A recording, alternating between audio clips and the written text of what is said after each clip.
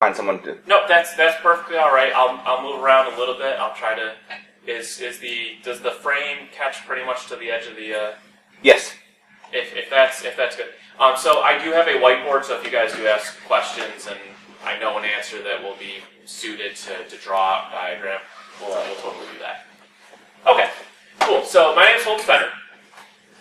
This is called Hybrid Home Lab, which is a lame title for what we actually are doing here.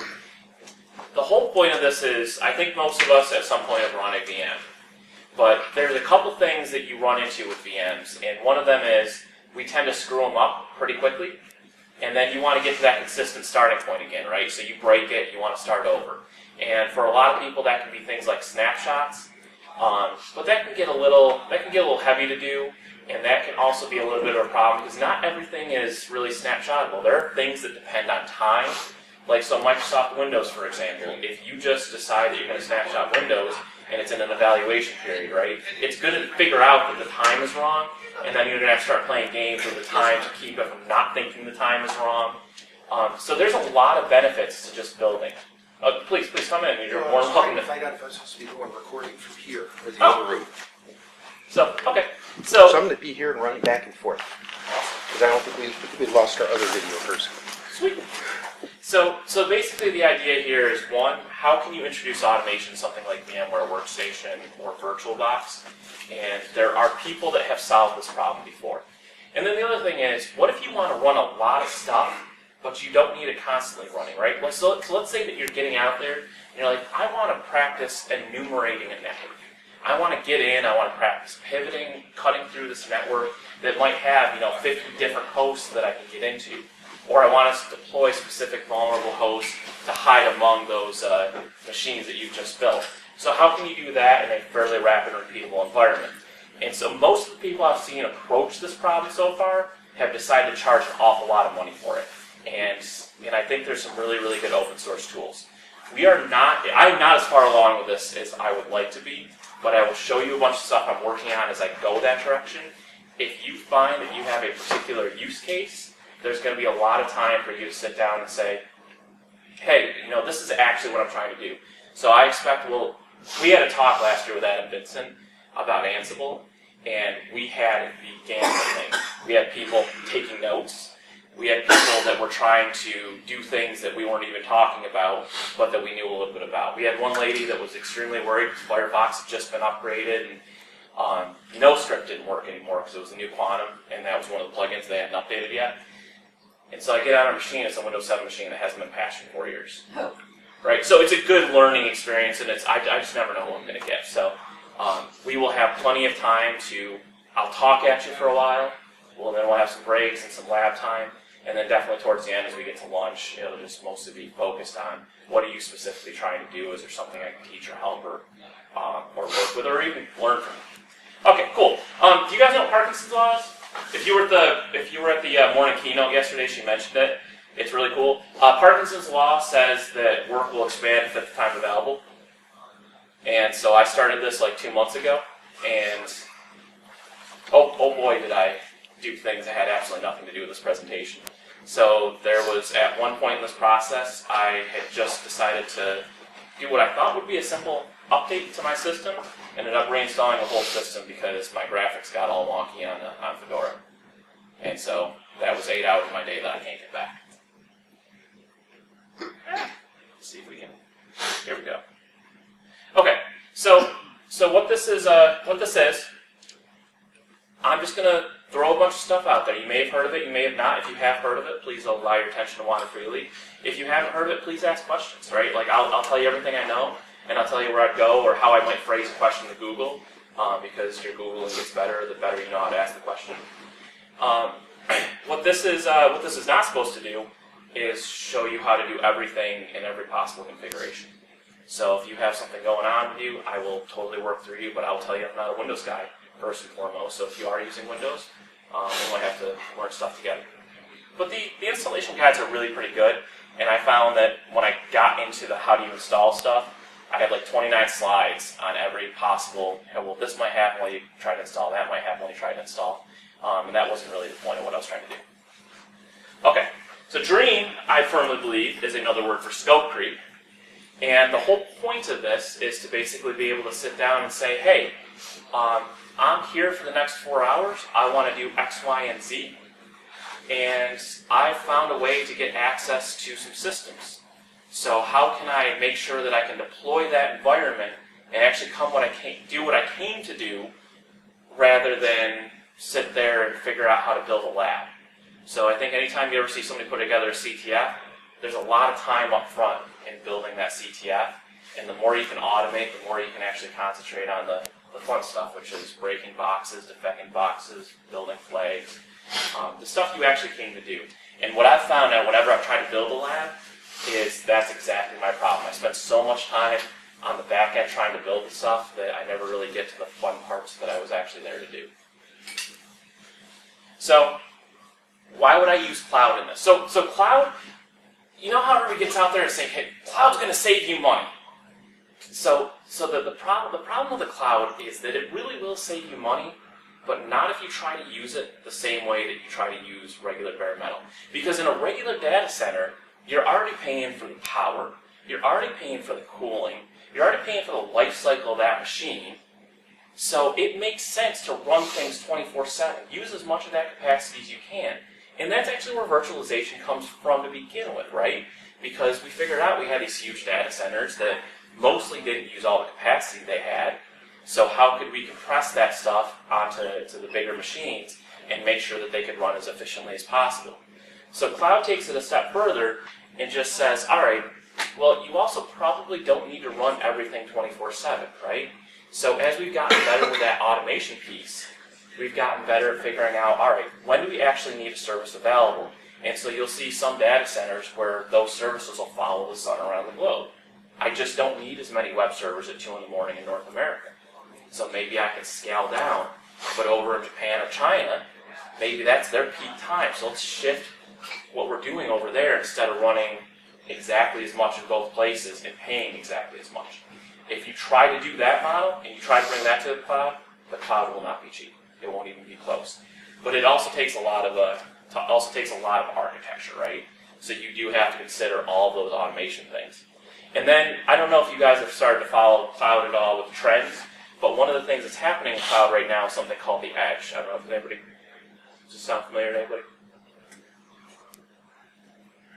The edge is basically, hey, if we centralize everything, now we're really, really dependent on the bandwidth and networks. And if you look at the internet, one of the things that sucks about the internet is not the most efficient network out there.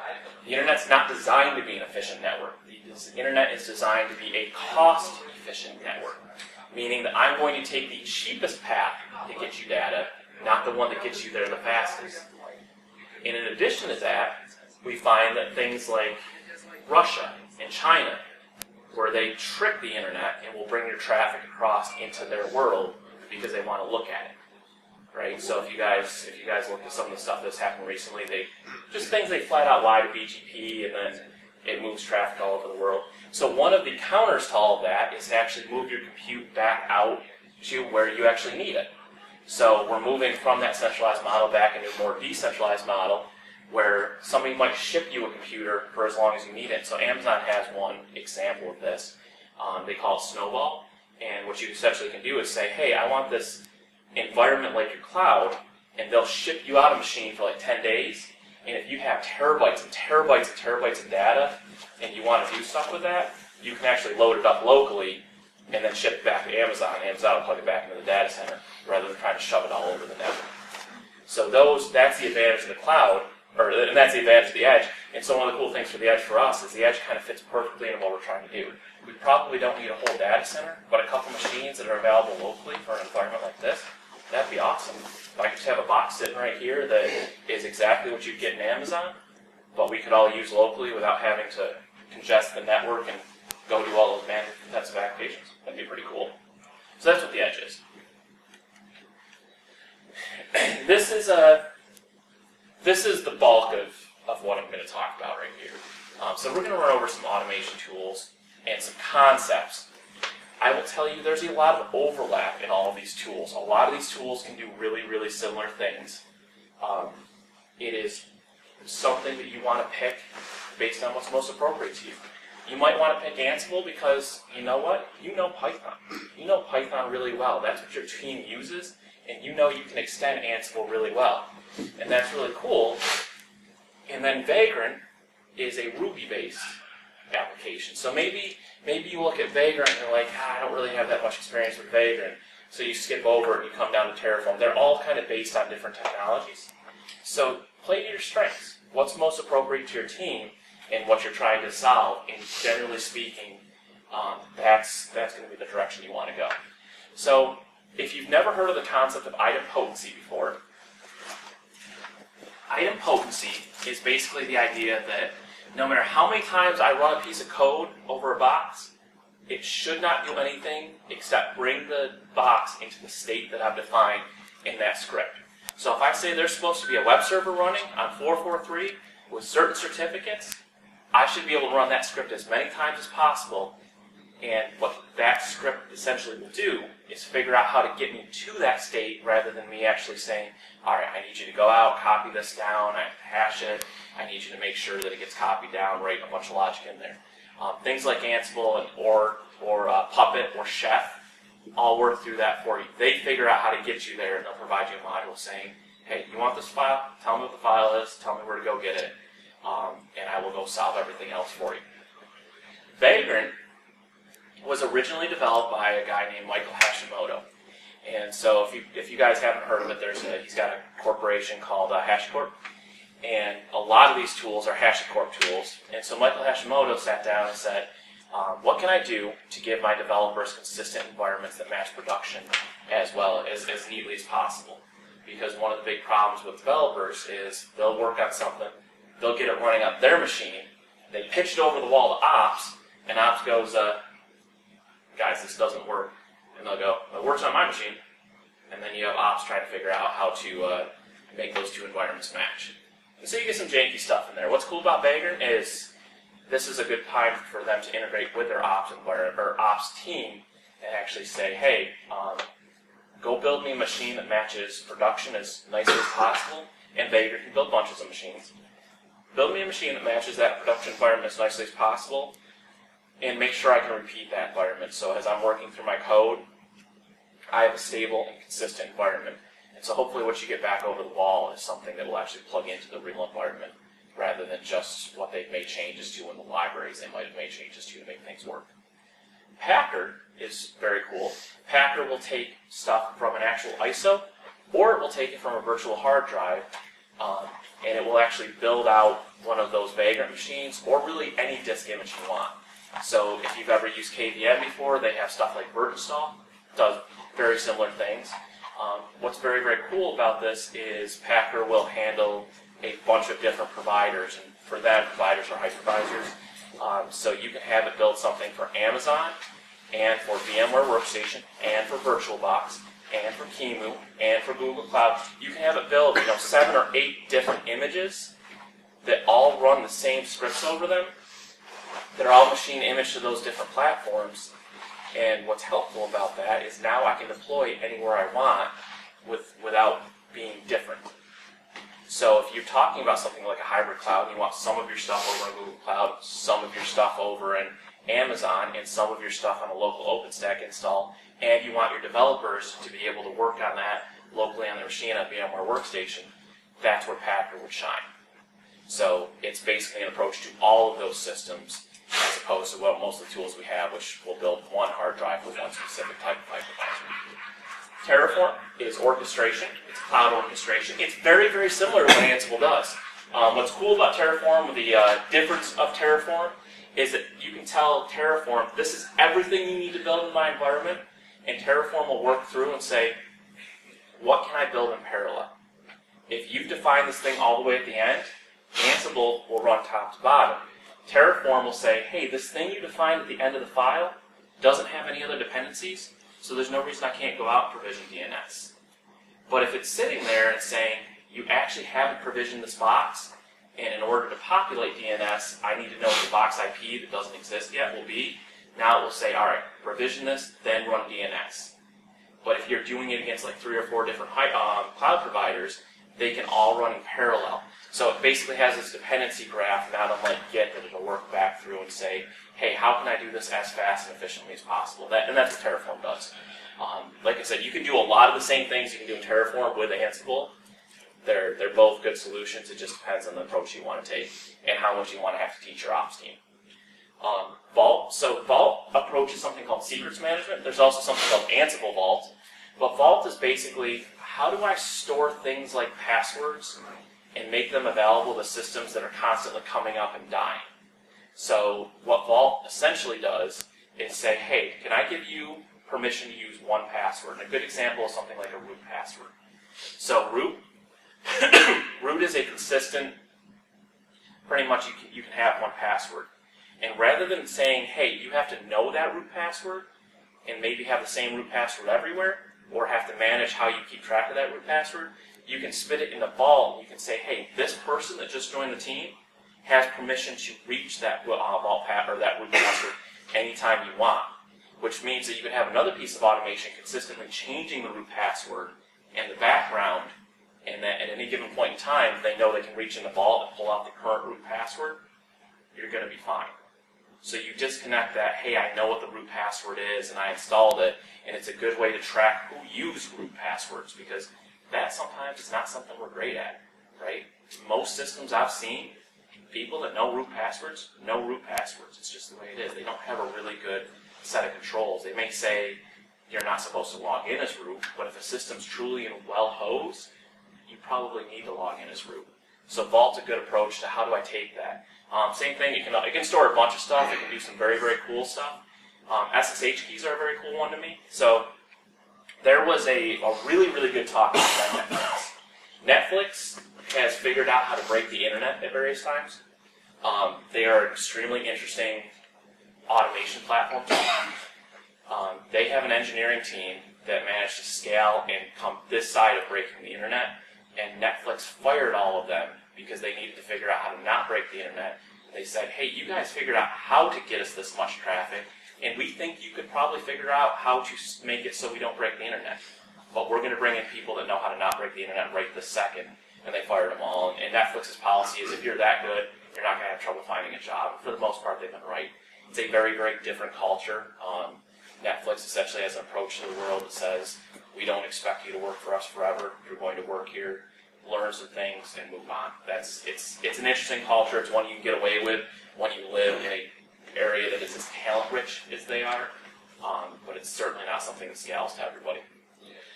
They came up... I'm sorry, go ahead. Question with the Vault. So am I understanding that right? So you're kind of putting something like a solution like KeyPass or something like that and putting logging with it? Is that... Very, very similar, except when you open a KeyPass Vault, you can see everything. Right. With Vault, I can be so explicit as to say, you have permission to see the root password from 8 to 5 p.m. for this one box. So I can really define that, and if I have to feed that out to a machine, I can give a machine a password and say, hey, you have permission to know this secret, but not all of the secrets. And then I can also track when you access that. So I know that if I'm constantly rotating my root password, for example, if you know the root password, you had to get in there and access it, which should set off some alarms if somebody's pulling the root password, right?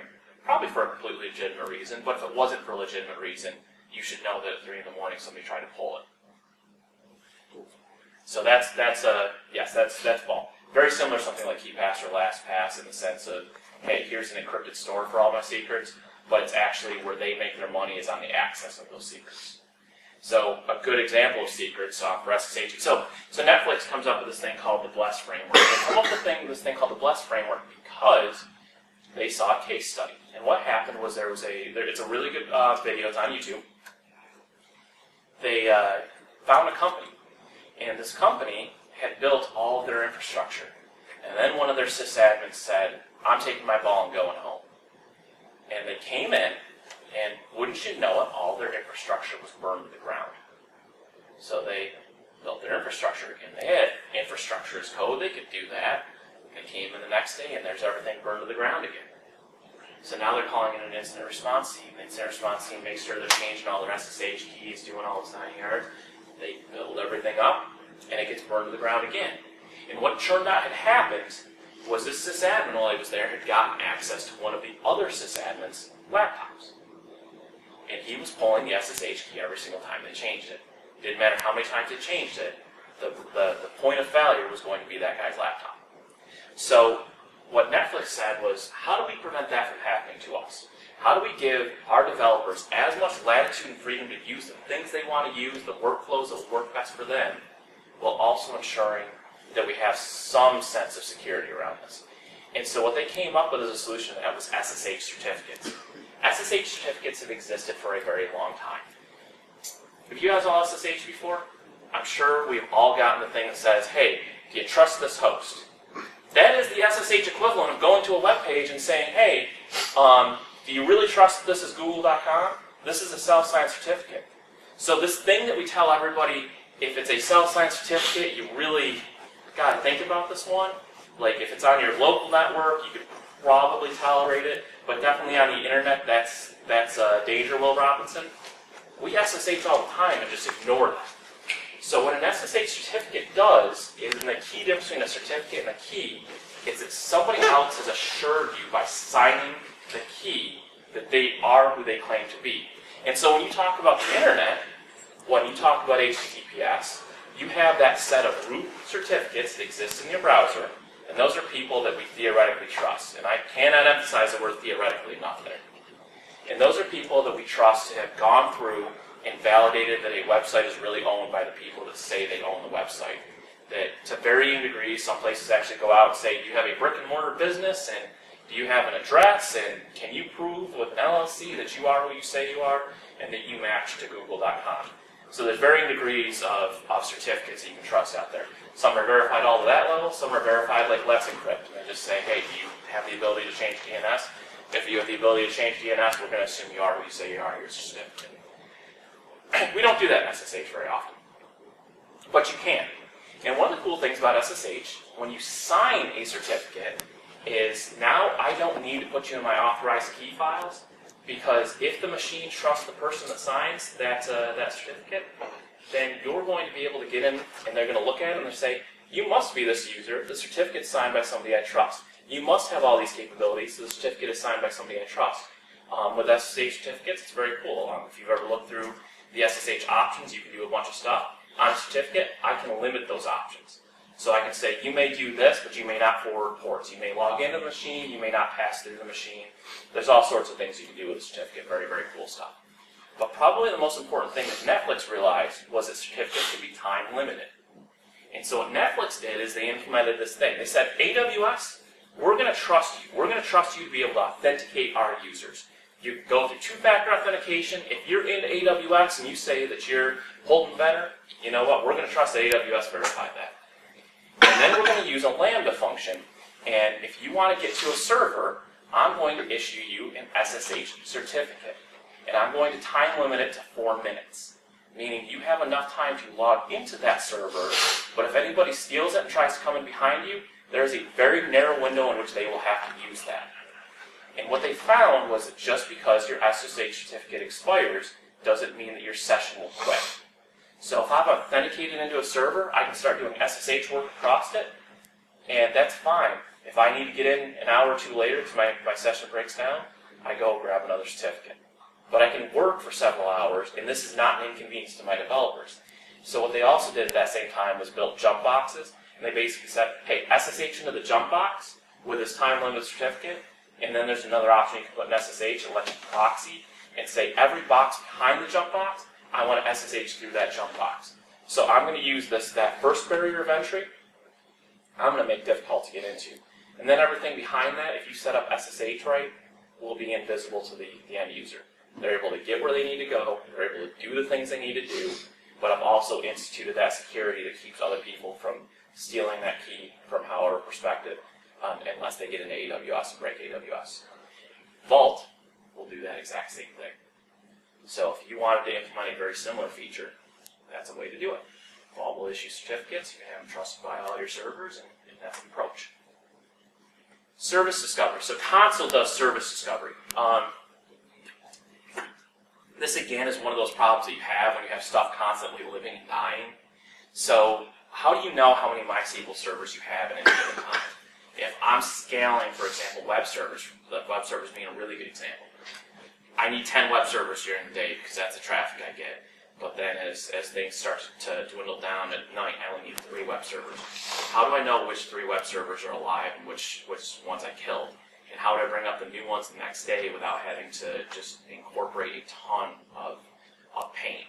So what console actually does is basically say, hey, I'm going to come up, I'm going to run through some health checks, and then I'm going to report into a central place and say, hey, I am ready to go and I am ready to receive traffic. I am healthy. And it's a little bit different. If you guys have ever used load balancing, like the F5s, for example, they definitely have those health checks similarly. But those are, at least as they started those were a more manual process to say, hey, I'm just going to go in and tell you which IPs I want to track traffic off to, or at least which DNS names, however you want to do it. This is nice because it will actually go in however you want to do that load balancing in the background. It'll say, yes, I am ready to receive traffic, and then you can work out how to send stuff. They also do what's called a key value store. So if you want to store certain parameters and say that pretty much anything you can do with a key value store, you can do with this. So it's just a, hey, if I want to tell you what environment variable to plug in for here, and I want to set it consistently, and I want to say every time you provision this machine, go out, grab this, and say I'm a MySQL server and the server type environment variable, it can do stuff like that. So it's a simplified database, I guess, is another way of saying that. The other cool thing that just added was something called a service mesh. So service mesh is starting to kind of take form, especially around containers. And the idea with a service mesh is that same idea that we have with SSH authentication. If I want to make sure I'm really going to the service I'm going to, that was one of the selling points of IPsec. IPsec could say, hey, you're going to port 80, so I don't really have any way to authenticate that's a real server. I just know I'm trusting the network has gotten you to the right port 80 on the right IP. And I'm trusting I'm not being spoofed and that nobody's lying to me in that path. What a service mesh will do, what IPsec tunnels would have done, was to take any arbitrary port and IP and actually put a certificate at the other end that you could handshake with and say, are you who I expected you to be? Are you actually port 80? And so you could have secured something like that basic web server that doesn't have HTTPS with a service mesh. We don't really have to worry about with HTTPS, but there's a lot of protocols out there that are just kind of plain text going back and forth. So if you have a way to control how those ports authenticate and talk to each other, that goes a long way. And that puts you in an environment that you can cross between different data centers. So that's console, it's service discovery. Not the only one out there that does it, but again, Nomad is job management. Nomad and Kubernetes are really similar. Nomad's kind of like a cron job on steroids. So it just is a central server that says, hey, do you want to go spin up a VM? If you've ever worked on a large system that does something called data ingest, like so, let's say it was Google. Let's say it's Google's search engine, right? Every single day, Google needs to go out there and crawl the web and figure out what's new, right? So they go out, but we know those are jobs that don't exist in perpetuity. They just say, hey, go out, crawl this website. Tomorrow, crawl that website again. But that's something that Nomad will do really well, is say, hey, every day, go out and crawl this website with this server, and then kill that server off, bring it back the next day when you need it, kill it off, bring it back. That's what Nomad does. So it's something called jobs, and it can just fire stuff off onto random bits of compute and say, go do something, tell me the result, and kill yourself when you're done. Docker is a very, very, very cool thing. Docker is very different from a VM in that it's based on the kernel of whatever you're running. So I struggled with what's the difference between Docker and VM, because that was a really hard concept for me when I was first starting to get it. Like, VMs made sense to me. They were just computers inside computers. You can treat Docker like that. That's not really what Docker is. Docker shares the kernel at the bottom level, meaning it's not quite as secure as a VM. VMs tend to have a little more security layer there. But Docker spins up really, really quickly because it doesn't have to start that kernel every single time, and they can also run a really, really limited number of processes in there. So if I start up a web server, and it turns out that what's actually vulnerable on that web server is SSH, then I still have to tolerate patching SSH everywhere and dealing with that in every web server. If I spin up a Docker container that's a web server, it will literally just run the web server process. And that'll be the only thing that runs in there. So that could be a really nice way of isolating off all your resources. And they also spin up super quick, so they spin up in a couple seconds. And then there's a lady out there named Jess Frizzell. I love Jess Frizzell. Jess Frizzell has done a ton of really cool things with Docker. She does privileged containers on her desktop, so you can actually, she runs Chrome, for example, in a Docker container, which is incredibly cool, because there's a lot of times that you just want a web browser and you don't want that web browser to exist forever. Like the internet's just a dangerous place. So if you're regularly blowing away and rebuilding your web browser, that can be a really big advantage. And then finally, Kubernetes. And Kubernetes and Docker Swarm are very similar approaches to basically the problem of, hey, I know how to build one Docker container, but what if I have 30 different hosts in a bunch of different areas? How can I control them living and dying? And so Kubernetes is going to bring together a lot of these concepts. Kubernetes is going to have things like service discovery. Kubernetes has things so Kubernetes has etcd. That's a console server. That's exactly what those two things do. I believe they have a secrets management thing built into Kubernetes, but these, if you look across all of them, are a lot of the tools that we like to talk about when we talk about automation, right? They're the buzzwords that get thrown out there. And there's a lot of different things you can do with these. I know Packet.net, which is Packet.com, does bare metal cloud, does some really cool things where they build their machines inside Docker containers as part of their testing procedures. That was insanely cool to me. So there's a lot of things that you can do with this stuff. Okay, I have talked at you for like a half hour. So you want to take a break? Okay, cool. Let's actually do something. So we'll dive into Packer and Vagrant today. We're going to start with Packer. So the idea of Packer is essentially, again, you can build a box that will run just about anywhere, and you can do it off the same amount of code. This all comes back to how can you write code that will consistently deploy stuff and that you don't have to write multiple times. So Packer has three aspects to it. It's got a builder, and another way to think about a builder is just how are you actually instantiating that VM. So it will have a way to integrate with VMware Workstation, it has a way to integrate with VirtualBox, it has a way to integrate with libvirt if you install a plugin, it has a way to integrate with Amazon and Google and all these different places. And all this is really doing on a builder level is getting that box up and running with nothing on it, right? So it'll get you through the point of, I have the OS installed, and now what do you want to do? The provisioner is where you make it special. So once you have a CentOS box running there, do you want to update it? Do you want to run a shell script? Do you want to install HTTP? What do you want to do after CentOS has been installed and it's running? And then finally, the post processor is, I've broken the box down, it's all done. What do I do with it now? Should I send it somewhere? Should I put it to a place that everybody can get to?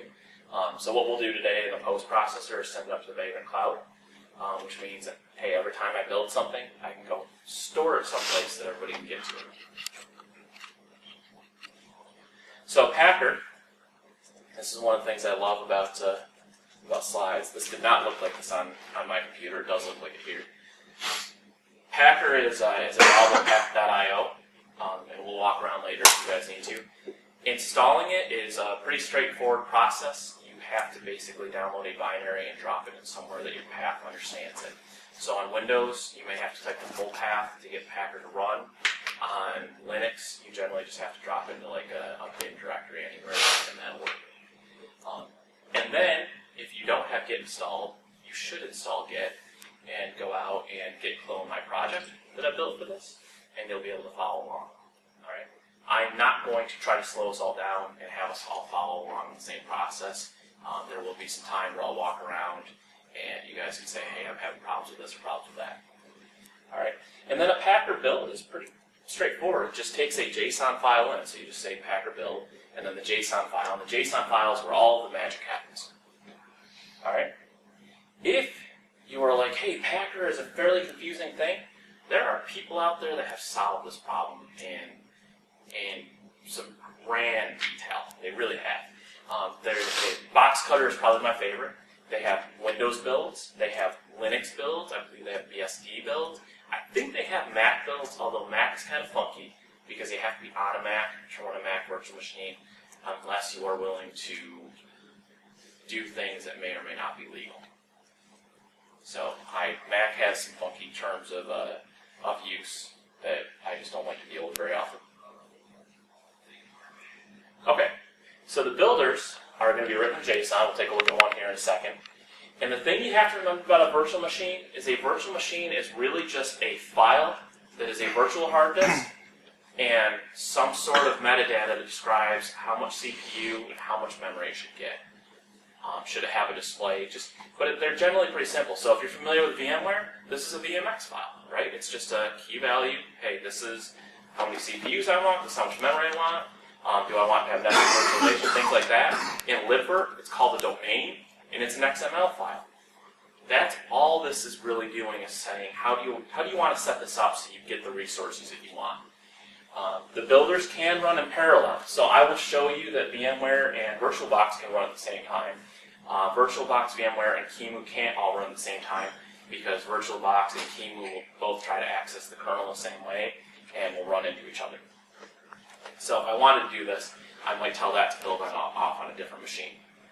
And it will take either the actual CentOS ISO, in the case that we're doing, or it will take a pre-built hard drive. And so the pre-built hard drive should help you a lot. If you just want an updated CentOS image, you might build your first stage from ISO, and then the second stage you would have it take that ISO or take the hard drive you just built in and actually start provisioning it. So you can break stuff out so you don't have to continuously update every single time you want to build a slightly different machine. There's also an HTTP server that will run locally on it. So if you can do things over HTTP with whatever you're trying to build, that will work. You don't have to go out and host a separate web server to do that. That's really, really useful for things like Kickstarts. So I think Deb Bootstrap, is it Deb Bootstrap? Bootstrap? Bootstrap is what I call it. Yeah, Bootstrap. Is that the one that actually has like the automated install? Yeah, all you have to do is just bootstrap and just put a stable URL and it just. Sweet. And I think that's what. But if you want to see how they actually use it, they do have a box cutter for this that you could actually dig into. And then finally, one of the things it can do is, especially in Windows, this is useful, where you kind of have to click through some stuff in the Windows setup process unless you have an unattend. The same thing for Linux. You kind of do have to tell it I have a Kickstarter, and so you actually can tell it to open up and arrow right twice and do some other stuff if you need to simulate that user input to get done what you're actually trying to do. Provisioner, same thing, it's a script. It will take a lot of stuff. It will do Ansible, it will do Puppet, it will do Chef, it will do PowerShell, Shell, and you can also mix and match those. So you'll see in mine, I have some Shell, and then some Ansible, and then some Shell. And then finally, where do you actually want this to arrive? I can see that I can spell cloud well, but you can do a bunch of stuff. You can send it off to Vagrant Cloud, you can put it up to Amazon as an AMI, you can compress it or send it off to a local web server, you can shoot it up to vSphere. It'll do a bunch of stuff. I will tell you the Vagrant Cloud piece of it, for whatever reason in Packer, I do not have great luck with it, so I moved on. You may have fantastic luck with it. Like there's a great deal of this that's what is everybody running on their machines and what specifically is breaking. So that is Packer, so let's actually take a look.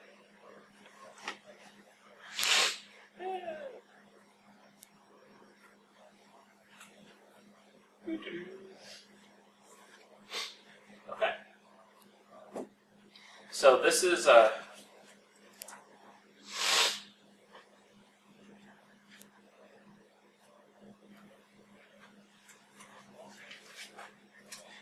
is if you do get cloned my stuff, you will see that I have this built right now. And if you look inside the Packer directory, that's where everything will build. Before I do go in the Packer directory, I will show you one of the things you're going to want to do as you start doing this, especially if you like to use Git. I'm a huge fan of using Git because it lets me track what the hell I just wrote. You will want to block some stuff out because it will build a ton of binaries, and those binaries are very vague. Git doesn't like binaries, nor would you really want to be downloading all of the binaries that are temporary times in the process. So what it's actually blocking out here is this is where it's going to store the VMware ISO. That's where it's going to store the VirtualBox build. And I just don't ever want those to end up in Git complaining that, hey, this file changed. And that just makes my life easier, but makes my life a lot easier. So if we go into Packer,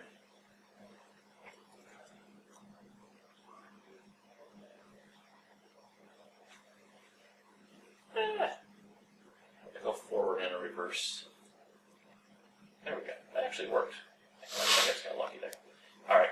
So sweet. So I have this access token. I'm going to change this access token after, but if you guys would be polite and not use my access token to upload stuff to Vagrant Cloud, I'd really appreciate it. I think I have enough time before that makes it to the internet. All the same, this is why some stuff you'll see me kind of yank stuff over and be like, do I really have any secrets in here before I put them up here? This is where secrets management becomes really helpful, right? The API keys are designed to actually deal with this environment. I didn't get to this point during this, but with what I really want to do was just drop you guys all API keys to use my Google Cloud, because then I can reject them at the end and say, no, you guys are done. You no longer have access. And I wouldn't even have to create user accounts for you guys to do that. So that would have been really cool. I'm sorry I didn't get there. So really quickly, let's walk through a couple things I'm doing here. So Packer build, this file, and I'm going to kick the build off and then we'll look at the file. This file will build a bunch of different things. I only want it to build the VMware version right now. And then I'm passing and overriding some variables right on the line. So every single time I build this, as I update the versions, depending on how I want to do it, for me, I've just been doing it live in the command line. Command line overrides everything. But if I was working in a team, I probably want to make sure it made it into the actual file. Or if I was really clever and I had everything set up, this is a place the console would shine. Because this is where you could go back to that centralized key value store. Instead of changing a really little thing in a text file that probably doesn't need to be changed, I could actually feed that version from console, and if that version became relevant for other things could query that database and say, hey, what version of this box did you just build? So there's a lot of value to using that centralized key value store. That's a really good example of hey, I just want this variable, I just want what version, what packet version am I on right now? Same thing for box tag. So in this case, I want it to be the Dino Home Lab because that's the box I'm building. But if I was going to build a variety of boxes, I might want to be able to publish a bunch of different boxes. So one of the boxes that I will eventually start building here is just going to be a CentOS machine that's been fully updated. That's it, nothing installed on it. This box will have Docker installed on it. It'll have libvirt installed on it. It will have ZeroTier installed on it. We haven't talked about ZeroTier yet, but I'll show that to you in a second. And then finally, the access token is just, how do I get to the Vagrant Cloud? You can, in fact, store this stuff as environment variables. I was fighting with environment variables last night. I think I actually finally got them to work, but in the meantime, I just needed to move on and do what I was actually there to do, not figure out why an environment variable was coming in. And then finally, I can summarize all of that in a bar file. So I could take all of these variables and just sum them to a different file, and the CentOS.json is the file that will actually run. So, demo gods are kind enough to continue running. Sweet, yes? 5 minutes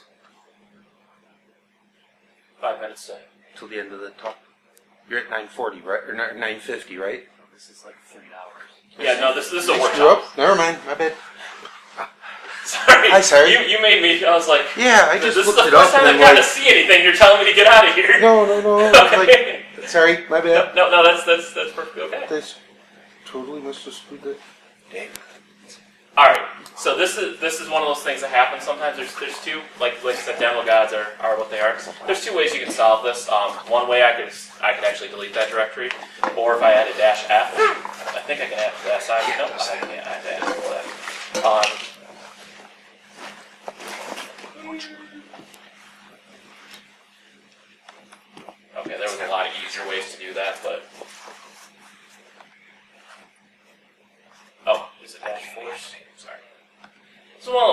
right? Everybody has a slightly different way, even a patch code. So this should ignore the fact that I have a disk created and just overwrite it. That's what force does. So what it's doing right now is downloading or copying ISO. So basically you can say, here's the ISO, here's the place that exists on your drive. If you find it on the drive, use that one, don't go download it. But let's say you don't have it on the drive, go out and download it from wherever. I happen to be downloading it from Pittsburgh, I believe. So let's go actually see what this is doing. It's going to start doing its stuff. This is the HTTP server that's going to serve up different information. And let's take a peek at what this file actually looks like. So here is the first thing that I hate about Packer. I think familiarity breeds contempt. So I think all this stuff is cool when I hear what it can do, and then I start using it, and I slowly learn to hate it for different reasons. One of the things I hate is they use JSON. The problem with JSON is JSON doesn't do comments really well.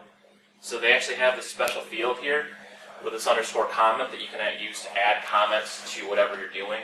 But that's one of the things I actually really like about like Ansible and YAML is I can add a hashtag. I think everybody understands pretty universally that hashtags are comments, and I believe in commenting code. This is a little bit harder to do. Every single one of these builders gets defined differently. So builders, and then it starts with a square bracket, which in JSON means a list. So that means that everything inside here, inside of that curly brace, is a description of one thing, and then you'll have a comma at the end, and it'll list several different builders. And so we will go through all the different builders and talk about what some of the different things mean that I think are important. But what's important for right now is that you just see, hey, this divides. So that's what the libvirt one does. This is what the where's the type? It's going to describe which one this is. VMware.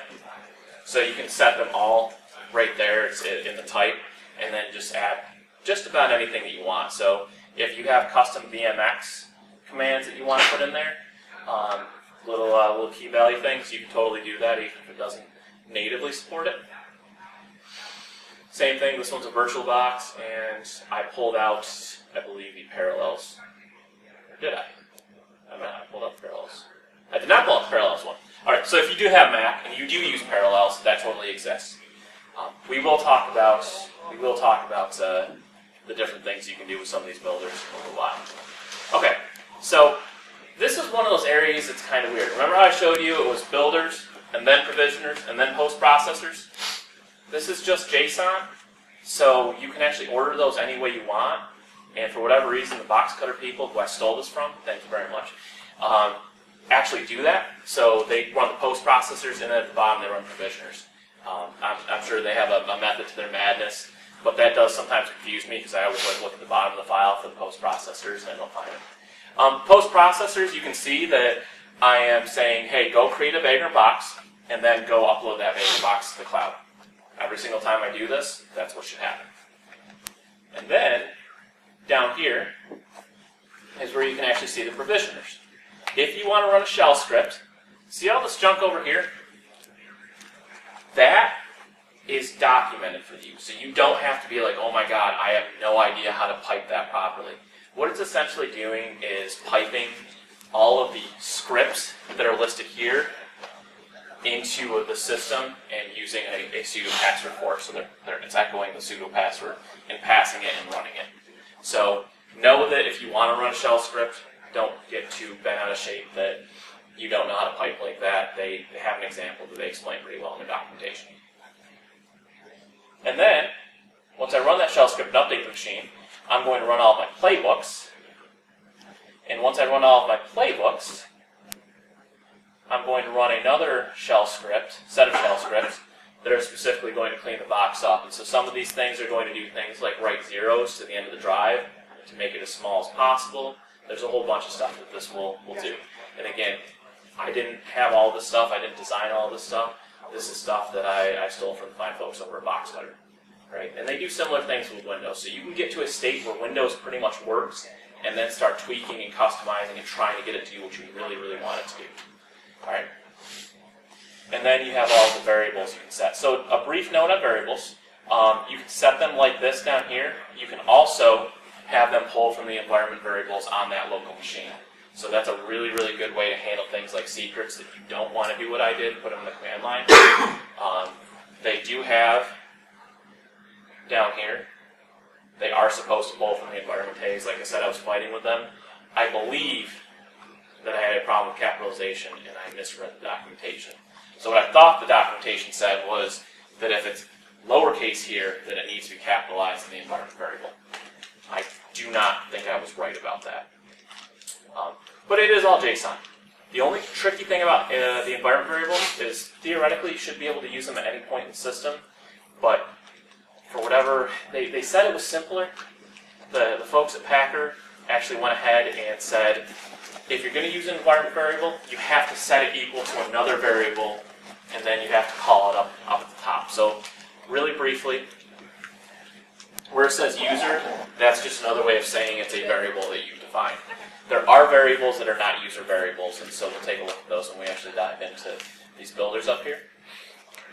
And so some of the variables that are not user, let me see if I can find it. There we go. So see this leading dot here?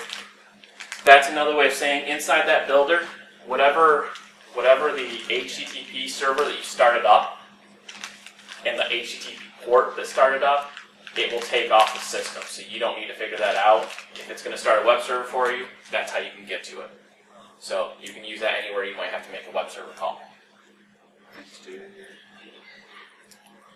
So you can see this as it's going along, and as I've been talking, it's just cranking along.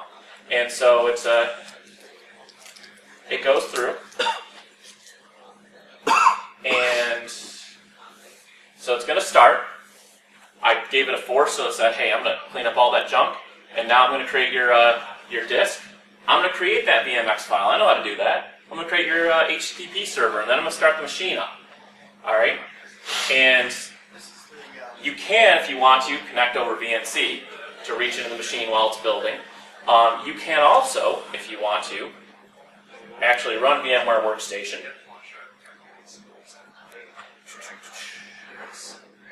There we go. And you can scan for virtual machines. There we go. And there's that CentOS machine that we're building right now. And if I were to reach into this, I would see it doing a bunch of stuff. I don't want to reach into it. I'd like to be all automated, but if you do have something failing in the middle and you're like, you know what, I need to get into the guts of this machine and see what's happening at the time that it's failing, this is a technique that you can use to get in there. You can also connect over VNC. It offers a lot of options. You can connect, I believe, over Spice as well, too. Like there's no shortage of options. But it does the very first thing, right? It comes through and says, hey, I'm going to update all this stuff. So it reaches out over the internet and says, I'm going to update. And then it's going to reboot. And now it's going to reach in, it's going to start provisioning with my Ansible. And it's going to reach through all those Ansible things. And when it's all done with that, it will go ahead and say, I'm going to pack you up and ship you off. And the cool part about this is that I'm not going to do it right now on this machine because it's the demo. But you could actually run VirtualBox and VMware at the same time. They would run both hypervisors. There would be no conflict. You can run VMware and QEMU at the same time. There would be no conflict. The part where you're really going to bang your head against the wall is to try to get all three of those running, because then they're just going to have conflicts. But that's where the cloud can be really helpful. If you know how to pre-install this stuff in the cloud, you can just say, hey, go spin a server up, go build it up, and get rid of it. So something like Nomad would be really useful there. You can tell Nomad, hey, every night at 3 a.m., I want you to go build all my servers for me, upload them to a place I can access the next day, and then kill that job. It's a thing you can do. It is doing right now some things that it's skipping. And so this is going to become relevant because we're going to go build a bare metal server out in packet.com. And what's cool about that is I wanted to use this exact same playbook. So I just tell it, hey, in this, I don't want you to pull CentOS install this because I think that's a lot of weight for a VM that I'm going to shove around the internet. But on the packet.net bare metal server, as I'm playing along, a lot of times that's actually exactly what I want, is to just have a bare metal ISO that I can get to right then and there, and I don't have to download it every time. So this is a way that I can say, hey, use the same stuff, but if I pass you certain arguments, do different things. Other than that, I want the exact same build procedure. I don't want anything to be different on this machine if I'm trying to test QEMU locally than I do in the cloud when I actually try to run production. All right, so we will let this guy go away for a while again. It's better off just actually using notes.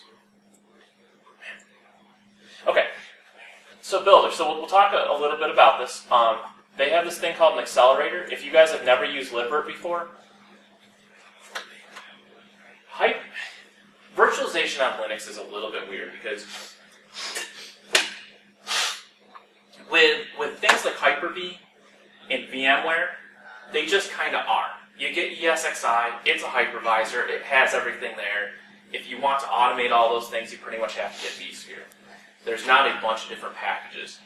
In Linux land, if you're trying to use KVM, there's a ton of little pieces you kind of plug together to get this fully functioning hypervisor the way you want it to be. So QEMU is essentially an emulator. And by itself, it's just a type 2 hypervisor. It will just run some stuff, and it won't do anything to make that faster. It will not have any type 1 properties. If you run KVM, the kernel virtual machine, it will actually hook down to the kernel, and now it's a type 1 hypervisor, and it will run natively. That's what QEMU and KVM essentially have to each other. libvirt is actually the piece that will talk to all of those different things and help you orchestrate stuff across a bunch of them. And libvirt cannot just talk to KVM and QEMU. libvirt will actually talk to vSphere and a bunch of other hypervisors. So libvirt is a very multi-purpose thing. And then there's some control platforms like Virsh and Virtual Machine Manager that you can actually use to give some user interface to those platforms. So that's all. When it says accelerator, it just means that KVM's not the only one out there. KVM's just one of the more popular ones. Headless. So headless just means that you can either run this and have a screen actually pop up like I just did to actually pull that stuff in. So I had to do that because on the VMware one, headless is set to the variable for headless, which is I actually do not want to have that pulling normally. I just kind of want it to run in the background, tell me when it's done. But otherwise, I just have console screens popping up on my window. So you can change it right there. The QEMU ARGs, this is just where I set memory and CPUs. Disk interface. So these two things will bite you if you try to do QEMU with Windows. Because Windows, out of the box, I found out, in its very early stages, does not have drivers to install with those. Windows will support virt.io, Windows will support QCOW2, but you would have to do driver injection. They don't do it natively. So once I fixed those two things, I had what amounted to a 10-second fix for a problem that I had to work on for probably 8 hours because I'm just not that smart. Like I got a lot of Googling to do. You can obviously set disk size. Same thing with net device. You got to be careful. This is virt.io net. You will need, I think it's RTL, whatever the RTL one is, and QEMU when you're doing the initial build for Windows, or you're going to need to do some injection. This is, remember how I told you could do it off the hard drive and then file over to the URL? That's where you do that. So that's a list. You can make that as long as you want, and it'll just keep trying until it finds one that matches. And then the way you know you got the thing you wanted is it has a checksum. You can also do different checksum types. You can do MD5, you can do SHA-1, SHA-256, whatever you want to do. And again, so headless, I had defined here twice. Once up top, once down at the bottom. And what I learned by screwing that up was that the last one wins. So it's not whichever one's hard set, it's just whatever one comes last. Then the VM name while you build it, and the output directory. They have a thing, and I'll show you in the post processor, that will delete that output directory if all you want is the artifact you create. In my case, I do actually want to hold on to this, because sometimes I want to build a hard drive for later stages, and sometimes I don't. The HTTP directory is, so whatever you want to serve up over that web server it starts, is going to get stored in that directory. And then it's going to pick a random port, and you can set the ranges of those ports. Because your firewall will also start yelling at you if you have a good firewall set up and say, I don't want contact that I don't explicitly define. It does have an SSH password and an SSH username that you can, again, set that it will use to access. Especially this is important if it's a hard drive you already configured. Otherwise, it will just build to whatever you put in your pre-populated scripts. And then finally, the boot command. This is where you can actually type stuff in. So when you watch this thing boot the first time around, it will actually go in and how you would normally get into the kernel and change the parameters to get it to launch to a kickstart. This is where I can tell it to do that. And wait literally means type the up arrow, wait. I define wait to be 10 seconds. That's a default. Then it will hit tab. It will wait 10 seconds. Then it will type that text, and then it will launch. And then the shutdown command is, again, how do you want to stop this thing? And as you go through, you're going to see these all get really similar, right? So this is VMware's. A lot of the same commands. The only place you really get different is things like VMX data. Up there we had, I think, KimuRx, it's VMX data. So there's a lot of similarities along all of this. One of the other things I don't like about JSON, if there's that many similarities, I would like there to be a place that I can just say, here's common to every machine, and then break out what's different. I don't know of a good way to do that in JSON. If you guys are smarter than me, by all means. There's a few different ways I've thought with like templating that might help that a lot, but that's actually an area that Jinja 2 would help in Ansible, where you can just make a template and then have it roll what you want it to roll. Same things. Post processors. So the keep input artifact, do you want to keep that hard drive? Box cutter won't. Box cutter will just create you the box. It's important to know that for Vagrant, all a box is really just a hard drive and a description of how to start it. Like that's all that's in there. It's just a tar archive. So if you wanted to not do all of this, if you wanted to go to Balm Hub, for example, and pull down those hard drives, all you would have to do, there's a format. You can create your own. You just tar up the box with a Vagrant file, and you're in pretty good shape, and I can show you that too. So go out, create a Vagrant box for me. I can, again, that Vagrant file is what defines how it's going to run. And then finally, I want you to upload, and this is where, look at that box save, look at that version, and use my access token. And these are, again, all the variables. And these are the process. Now, the expect disconnect is true. That's if you want to reboot. It just says, hang out for a second, this thing will come back, but you are going to have a problem with connectivity for a little while. Ansible. This was one thing that haunted me too. The problem that we tend to have, at least I have, is I have about 900 keys in my SSH agent, and almost every server I've ever gone to will try like 3 or 4, and then exhaust its authentication attempts. What Identities only does is says ignore the SSH agent, SSH with the key that I told you to SSH with. And because this is going to create a temporary key, that's really important. It will not connect otherwise. And so I had to do that with Ansible. And you can do that with SSH extra R's in an Ansible playbook.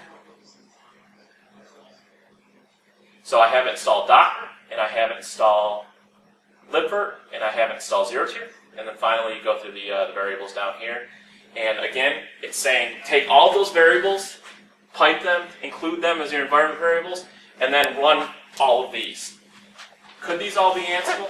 Yes. The reason that Boxcutter didn't go the Ansible route was because with a shell command, all I need is bash. I can run everything right on the box. I don't need you to have anything extra, which means this is very portable from Windows to Linux to anything I want to run on. All I need to do is be able to build the box and get into the box. The problem when I did Ansible the way I did Ansible is I'm running Ansible on my local machine. So if I'm a Windows machine, and Windows doesn't like Ansible, that means that I'm going to have a problem. This is not nearly as portable anymore. The same thing is going to happen for if I do the Ansible local. Now I have to install Ansible on the machine that I am building, which I also may not want to do. So those are why you might want to choose different features. If you're a Puppet or you're a Chef guy, it definitely supports them. You can either support them as the centralized server, like this is part of my infrastructure. Every time I build this, take from my infrastructure, go out, install the agent, make it all work the way you want to. Or you can use, I know there's Chef Solo, I forget what Puppet's version of Chef Solo is, but it's basically an agent that takes that configuration directly and doesn't do anything different. And again, that pause before, that's just a, hey, sometimes if you move too fast with a computer, if you actually move at machine speed, things get really wonky. So if you give it a little time to rest, it will make a difference.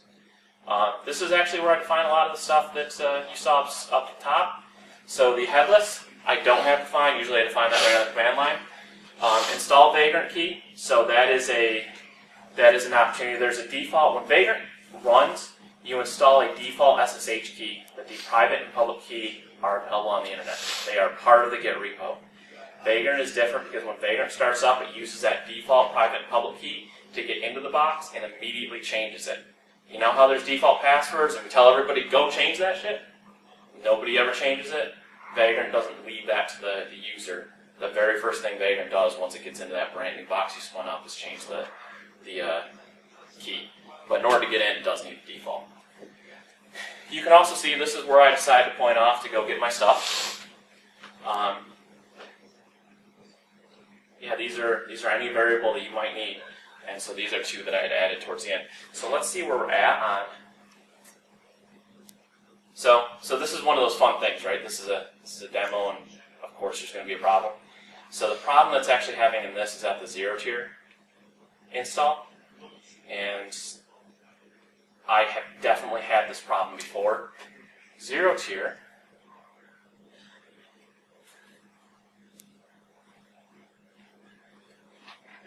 Zero tier is using the manufacturer recommended Perl script. I sometimes have problems with this GPG verification piece.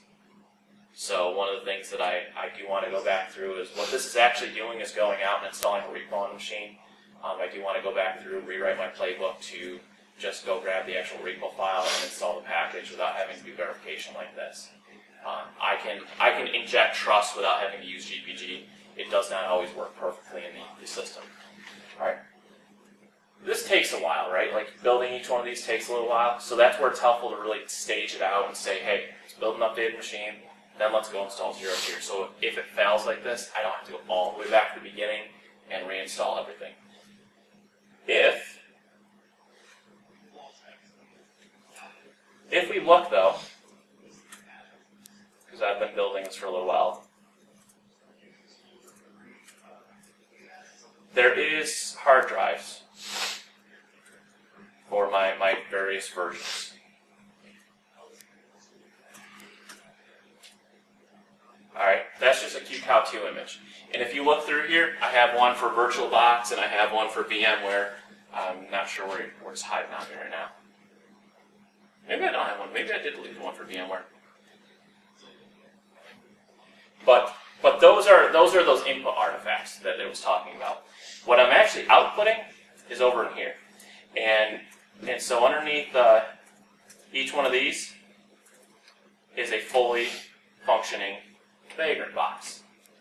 And what this is designed to do, and again, the reason you want to stage some of the stuff if you can is Vagrant likes to clean up after itself. So you can set it that if any of this stuff fails, it'll just go back through and delete everything so you start fresh. It can be really frustrating to spend 15 minutes, especially if you don't have a great internet connection, building a box, getting all the way to the end, having it fail on something stupid that you could have pretty easily fixed, like uploading the machine, that you actually got to that next stage. That's where that becomes really handy. So if you don't include all that stuff together and you try to stage stuff out, it will make your life a little more pleasant. It's going to create all of those boxes, and then you can actually use them in Vagrant. So, does anybody want a break? All right, we can take a little 5-minute break. Does anybody have any questions at this point? Okay. So the other two things that I'm going to do are go to Vagrant. We'll walk through Vagrant, and then I'm going to go and build a box and pack it. And I will install some stuff out there. We'll spin some stuff up, and then finally I'll show you 0 tier. Is there anybody that wants to go to another talk that would like to see any of those things faster? I know we haven't talked about 0 tier at all. I can bring 0 tier and do 0 tier now, if you guys prefer. Okay.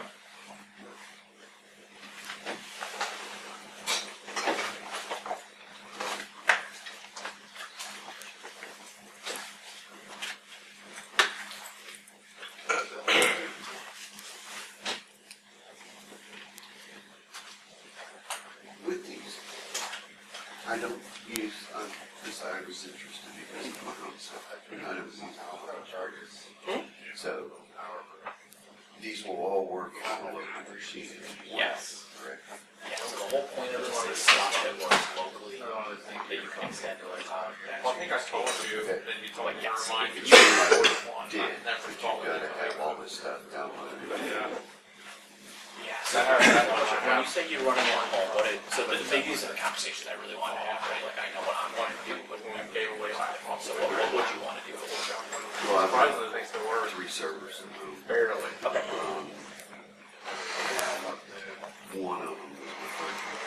Okay. I mean, for running virtual box. Okay. And if I can, Yeah, let's so we'll do this, we'll end up doing this next anyways. So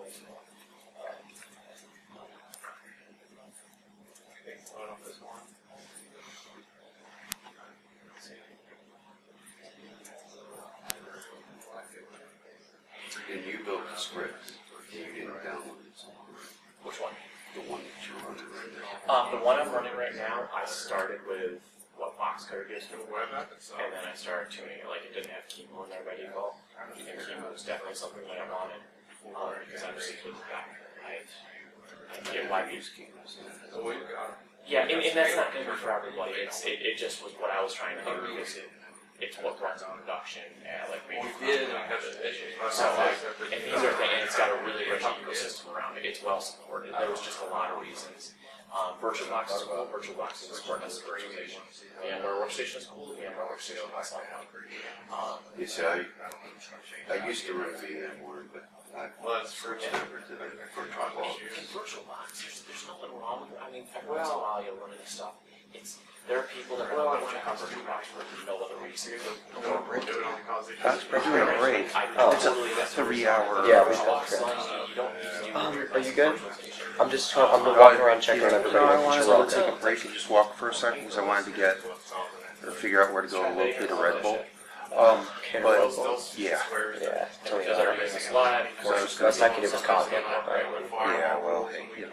see if this actually goes. Yeah. By the way, your son's really polite. So it's going to call out right now. We actually have some pretty good internet It's here. like the best business card I've ever seen. Dude, is that your business? No, I wish. I want one of the It's top. done download, just like I can Packard get goes the on speaker. downloads and doesn't have Check this out. Is that downloads. not the best It'll go business run card in I've ever seen? That is. I'll find him and get him your card, or get him to give you a card. What I like about this I like that. I want to find out where he got those. Yeah, it's coming over the internet. So He might have just made the design himself, like Yeah, or just Vistaprint, then made a custom design. This would be expensive though. Well, it's a wannabe hologram diffraction grading So if you type already thing. have virtual Yeah. I tried to make this in high school. Yeah, Yeah. I'm running Windows 10 on I just wanted to show it to other people in our group that didn't see it. It is. Yeah. which I I'm usually trying to find Adrian to find out if he wants. He's in this track. He's in the track over here. Videos. Okay, I'm trying to find out. Does he want me to stop this and split this into like 3 Yeah. videos? You're like part 1, part 2. Yeah, is that what he said? That's what I talked to my dad about. That's what he said I should do for mine. This can be 'Cause I did virtual the box same only. thing. I happen to show you Because we're guys. also 3 hours. This is one. Yeah, so as So basically, just cut the recording, copy the first one, then add a little thing at the end that says part 1, and part 2, and so on. Just on the end of Yeah, it. just give me a part 1 and part 2, man. I'm gonna say. And I'll just put them together in post. It's not. What's up, Adrian? Oh, I was just going to add, I was going to change part 1 You and would title and that's make it part 2, virtualization. part If 3. you were gonna do that, but I don't think. Why that's bother? what you're- I don't This think is the that's what file. you're trying to do. Put one into one, put two in the other, and I'll patch them together. a way of And just roll. So the cool things about KVM and QEMU is they tend to underpin a lot of the major clouds out there. DigitalOcean uses it, Google Cloud uses it. Notably, AWS did not. AWS used Zen. AWS is slowly migrating to KVM. They have some new platforms that are only running on KVM. I do not know if they plan to get off of Zen entirely. I looked around. I remember there was a big news article when they first said, "Hey, we're moving over to KVM," and then they pulled that statement off their webpage. And so I don't know specifically how they're planning to treat that now. And then Azure is Hyper-V under the hood. But it should be pointed out that in all those major cloud cases, yes, they are that technology, but they're not necessarily the off-the-shelf technology. So Hyper-V is tuned for Microsoft-specific use case. Zen is tuned for Amazon's use case. Same thing for any of the the other cloud providers. They need their stuff to work, and they're going to make sure it fits their environment the way it has to. If you insist on using VMware, and I totally get why you would, VMware might be what you support at work, right?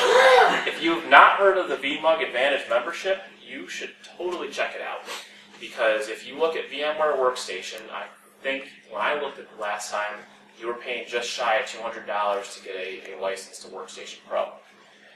For about $200, you get a year trial, but you get a year licensed experience to not just VMware Workstation, but also to ESXi, vSphere, and all the other things. My biggest gripe, honestly, with VMware, I have never had a just works experience as well as I usually do with VMware. If I just want to do something in VMware, it generally pretty much works. The way VMware gets there is they really limit the platforms they support, and like they target, they do what they do, and they focus on that. QEMU, you can bend into a bunch of different shapes. It's not always necessarily going to work. It's not always going to necessarily work well. But it turns out that for most home labs or ranges or whatever, we're not really after the cutting edge in performance. We're after something that works well enough for what we're trying to do, right? So we don't have to support these like huge read-write rates on MySQL databases, for example. VMware. So VMware, for example, ESXi, you can't install on a laptop without installing specialized drivers for the most part. It's generally kind of difficult. QEMU will just do that. It'll let you install their packages, and it's pretty easy to do. So that's one of my gripes with VMware is that it's the cost, and then finally it's the fact that if you really want to automate VMware, I don't know of a way to just reach straight into ESXi and do the sort of automation I want to do. For the most part, I've seen that you have to have vSphere to really support automation, migration, those sorts of things with ESXi. So again, for 1 year, it's $200. For 2 years, it's $360, and for 3 years, it's $510. So if you are thinking, hey, I want to go invest in a VMware Workstation, one of the things to think about is they do update it. They do make you pay upgrade fees. So depending on how much you do with VMware, it may be a better deal for you to try the vMug Advantage thing. I've had good luck with it, and I will continue to pay for it because sometimes I do need to support VMware products. And one of the cool things with nested virtualization is I can run ESXi on a libvirt hypervisor, so I can run those test cases. And then with really good automation, I can get a consistent vSphere environment that I can test against. So, one of the things that I really, really like about VMware is, or no, I'm sorry, not VMware, QEMU is it's pretty simple under the hood. And what I mean by that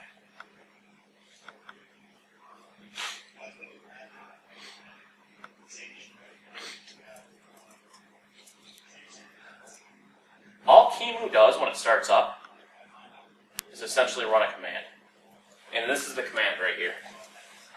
So when you look in your system process, it's running QEMU x86, and then it runs a ton of flags. A domain file is an XML file, and the XML file describes all of these flags. But if I copy and paste that command and rerun it, it will start the machine back up. And so a lot of the stuff that's in there, you don't actually need it to run. It's just stuff that kind of got injected by default. So if you need a really simple way to run a live CD, you can feed it to QEMU system, and it will just run your live CD. So you just want to run Kali, and you want to run it on a QEMU, you can just feed it to that parameter, and it'll run. So you don't need to actually create a whole VM to do it. Or I should say you don't need to create a whole domain file, and technically that is.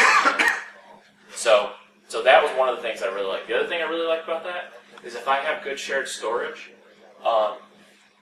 to me this feels a little bit easier just to reach out and run QEMU on different systems. If that's all I want to do is run it for a little while, and I know what I want to run. If it's got the hypervisor installed and access to the hard disk, that's a way to do it. Alright, so you can run custom shared storage. So one of the really popular ones out there right now is Ceph. There's also Gluster. There's a whole bunch of different ways. You can just use straight up NFS. And again, when you're in the cloud, the nice part about shared storage is my storage and where I actually run the VM from don't have to be the same spot anymore if I have good shared storage. So if I go out there and say, hey, I want this one machine, this is where I'm going to hold all of my hard disks, and I'm going to feed them to this this machine that's only going to exist for a little while, that's a technique. And then finally, one of the things I really, really like about it is you can run custom networking, I think, a lot easier than you can with a lot of providers. And so zero tier and Open vSwitch are two different approaches to this problem. Zero tier, which I'll show you in just a second, is going to be an agent, essentially, that runs on every machine. And it's going to run as a VPN, and it's also going to run as what's called a software-defined network. And what's really cool about that is I can basically say how the different VMs talk to each other. So that zero tier, it can install on any box. And because it can install on any box, that means you can run it on VirtualBox or VMware or any of the other platforms, right? That'll go anywhere. Open vSwitch is meant to run at the hypervisor level. You can run Open vSwitch on the machine, but that's not really where it shines. What Open vSwitch will do is, if you've ever done Linux networking before, VMs generally join a bridge. So if you were to look at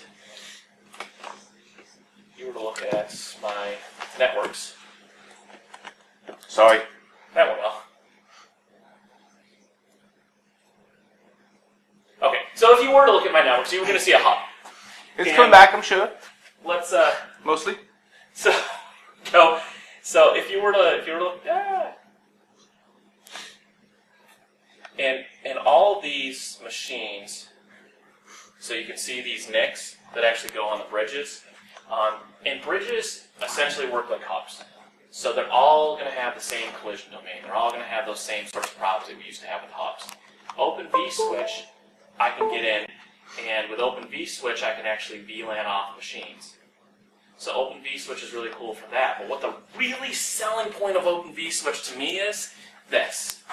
Let's say I have my home machine, and then I have my host out in the cloud. If you were sitting on your home machine and you were like, I have these 3 different VLANs. I have a management VLAN, I have a user VLAN, I have things that are keeping these different people from talking to each other. And I don't want my management VLAN to route at all to my user's VLAN. Right? I just want that to be a single flat network. That is challenging to do if you don't have a flat network all the way out to the cloud, which obviously you don't. So the way this used to get solved, one of the ways, is with something called GRE tunnels. And GRE tunnels would essentially take every single one of those VLANs and wrap it up with another set of encapsulation and route it over to here and then drop it back down into that VLAN. So you could extend with a GRE tunnel over there. VXLAN is the way that it's more popularly done now. It's certainly the way you're going to see it done in OpenStack. And this will let you essentially punch VLANs across a routed network. Now, they are encapsulated, not encrypted, which means that if you don't put encryption on that bad boy, it's going to shoot across the internet with plain text data. So, if you route across a VPN like WireGuard, you can get your encryption. And WireGuard is native in-kernel VPNs, and it's really performant. I've found it to generally be about 2 times as fast as OpenVPN. The downside is it plugs into the Linux kernel, so it does not work on Windows, with certain exceptions. So, this is how you can do this. Here's the problem. Historically, it's been a bad idea to try to extend layer 2 networks, because layer 2 networks tend to be chatty, they tend to do broadcasts, they tend to do a ton of ARP requests, and that will just completely saturate this link. And especially if this link's not very fast, that can be a problem. So one of the solutions to this problem is to go ahead and look at things like software-defined networks and look at things like ProxyARP. So ProxyARP's pretty cool. ProxyARP will basically say, hey, instead of just flooding this request over there, tell me who you're looking for, I'll tell you how to get over there. So that'll cut down some of the chatter. You can also reduce some of the broadcast domains. but probably the easiest way to not do that is to just not have a layer 2 network go from home out to the cloud. And so a technique you could use for that is to say, hey, I want a management cloud, and then, or I want a management VLAN, and then I want that user VLAN, and then you could divide that user VLAN into 2 different subnets, so you can kind of have the best of both worlds. You could have this consistent environment that talks back and forth, but you have one subnet on one side and one subnet on the other, and then you're using a routed network over a routed network, and that gets a little bit easier. So that is definitely a solution. See if I can get back here. Sweet. So that's Open vSwitch. Open vSwitch, extremely, extremely powerful. Open vSwitch plugs into things like Open Daylight, where you actually get into software-defined networking. And so I won't talk about software-defined networking a whole lot for Open vSwitch, because I'll show you some examples within in Zero Tier, and you'll see some of the advantages. The basic gist of software-defined networking is, instead of going down to the device, so when you used to have hubs worked like this. I have 4 ports.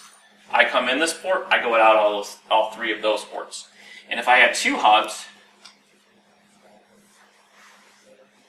you quickly get a broadcast storm. So I'm sure some of the people in this room have a great deal of experience with that, where I come in the one port and go out the port, so you just have this the circle that happens right here.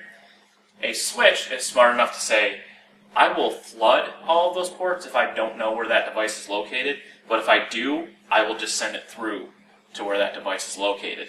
And you can also do spanning tree, where spanning tree will say, hey, if I have 2 links that both go to the same place, I'm going to make sure only one of them is active at any given time. The problem with spanning tree is spanning tree was probably the best solution to that problem at the time of how you keep those loops, but it also means that because you only have 1 link, you get some really weird paths the data has to travel to come down, even if there is a direct link between 2 switches, depending on how it's architected. Where software-defined networks start to come into play is to say, how about we don't let each device decide how it's going to pass stuff along? How about if that packet doesn't know what to do, I kick it up to somebody that will tell me what to do with it. And that way you can keep all of those paths open, because the only way that packet can go is the way that centralized controller tells it should go. So it will never pack. You essentially won't get a broadcast storm. There's a lot more granular pieces of that, but one of the really cool things about that central controller defining how every packet is going to flow is the fact that you can go and do things at layer 2 that traditionally we've always had to do at layer 3. For example, I can tell 2 hosts on the same subnet that they're not allowed to talk to each other except over port 22. And I don't have to have a firewall involved to do that. I could do even cooler things. So if you are not familiar with network security monitoring, what it does essentially is a couple of different things. One of the big pieces it does is copy every packet that comes across the network to see where it's going and interpret for itself, so you don't have to rely on what the host said it was, because if the host is compromised, the host can lie to you. So you can pick stuff up on the wire and take a look at it. The problem with that is how do you actually get a copy of that packet? So you'd have to do things like network taps, for example, where I'd have to go and put something in the system where this wire has a piece right here, and everything that crosses that tap that I just put in gets spit out to somewhere else. I could also, if you guys are familiar with switches, use things like span ports. And I could say, hey, everything that comes across these ports, I want you to duplicate a copy and spit it out over here so that can go off where it's supposed to go. The problem with taps is you need a physical place to plug them in. And depending on how redundant those connections are, you may need multiple places to plug them in. You have to pick really specific places on the network.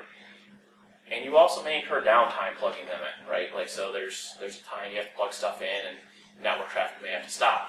The problem with spans is they double the workload for a switch, right? So they're a really cool idea until you realize that you just doubled the number of packets that switch is seeing. So a lot of different ways you can look at this problem, but it is a problem and it is a challenge. Here's the real problem. What happens when you start putting all of your stuff out in the cloud?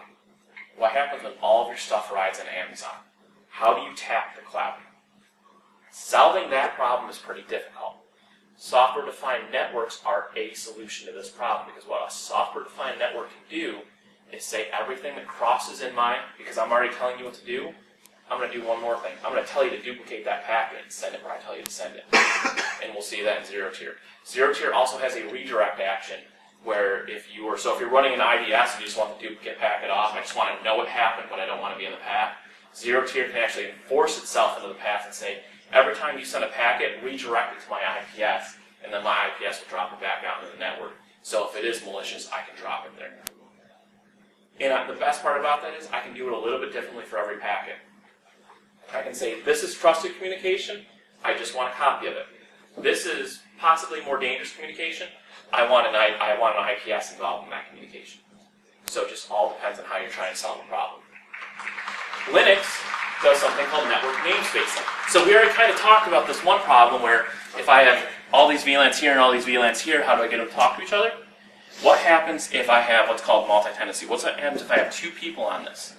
I would ordinarily have to say, you can have these VLANs, and you can have these VLANs. There is a third thing that you might want to do. What if you just want them to all have VLANs everywhere, right? So if you're sitting over here and I say, I want you to have all the VLANs you want, and I don't want your VLAN 1 to be his VLAN 1. Historically, you would have had to have some different networking probably. So at minimum, you would have needed each host to be different and put a VXLAN and do some other stuff. Linux network namespacing actually lets you divide that up so the two networks will never ever see each other. And so you can divide stuff up and drop it into a world. And I'll show you the WireGuard website because WireGuard has a really cool approach to this. What WireGuard will do is say, hey, you can drop this process into this space, and then the only way you can get out is over a WireGuard interface. So that was kind of cool. If you guys are interested in this stuff, like networking at Linux is extremely interesting to me. If you guys are interested, I strongly suggest you look at Scott Lowe's blog, LOWE. He has got some fantastic work that he has done to make this stuff work, and it's just really, really cool. Lots and lots of things that you can do, and the cool part about all of this is it's all automatable. This LOWE. So what's super cool about all this stuff that I just mentioned is chances are, without all the overhead and weight of a platform like OpenStack, you can still get what you're really trying to do done. That's the thing that I really want to hammer home. There's probably a way that's a lot lighter weight. I know what OpenStack is after. It is after data center wide. I'm plugging in racks and racks of servers. I need to manage all this. I need to have a bunch of people touching it. I need to know who touched what and when. But if you're only managing a host or 3 hosts, that is overkill. That is just extreme overkill. And if what you are after is trying to learn OpenStack, then yes, you should install OpenStack. But if what you are after is running virtual machines, and you have a specific different use case, there is probably a way to get there that is not going to be nearly as much of a headache. So let's go back. I think this actually might be my last page. That's my last page. Sweet. So everything from here on out is demos, questions, and lunch. Okay. So, let's go back to here. Oh man, you are still downloading? That's craziness. Let's go look at some other stuff while it's downloading. Was that 5 meg per second you were at? Yeah. Well, actually, let's look at some stuff we've talked about because this is actually a good time. So if you were to go out to the old Vagrant cloud, try real hard not to expose anything I shouldn't expose here. Okay. So here are the boxes I've been building. So one of the cool things is, if you go through here, you can look at all of these. Now you can see, here are the file sizes. Then I went ahead and Holden Fenner had a good idea, and I should not have good. Okay, when I was 7, I put a Capri Sun in the freezer, and then I came home, because I had forgotten it before school, and I really wanted the Capri Sun. So I decided to defrost it in the microwave. Not all my ideas are winners, okay? That's my only point. This is a good example of that. Do you see how it goes from like 600 megs and all of a sudden balloons to like 3 to 7 megs? We're downloading this one right now, by the way. So that's because I had that bright idea. I was going to inject the ISO and make everything available everywhere. Right? So it's automation. You work through it, and then you're like, oh, that wasn't the greatest idea I've ever had, so how do I make this flexible enough to be the same playbook locally and in the cloud? And there's ways to do it. So it's what I like about Git, though. I can work backwards in time and see all of my mistakes. And also, sometimes that makes me really comfortable. How many people comment code out when you don't know what it does?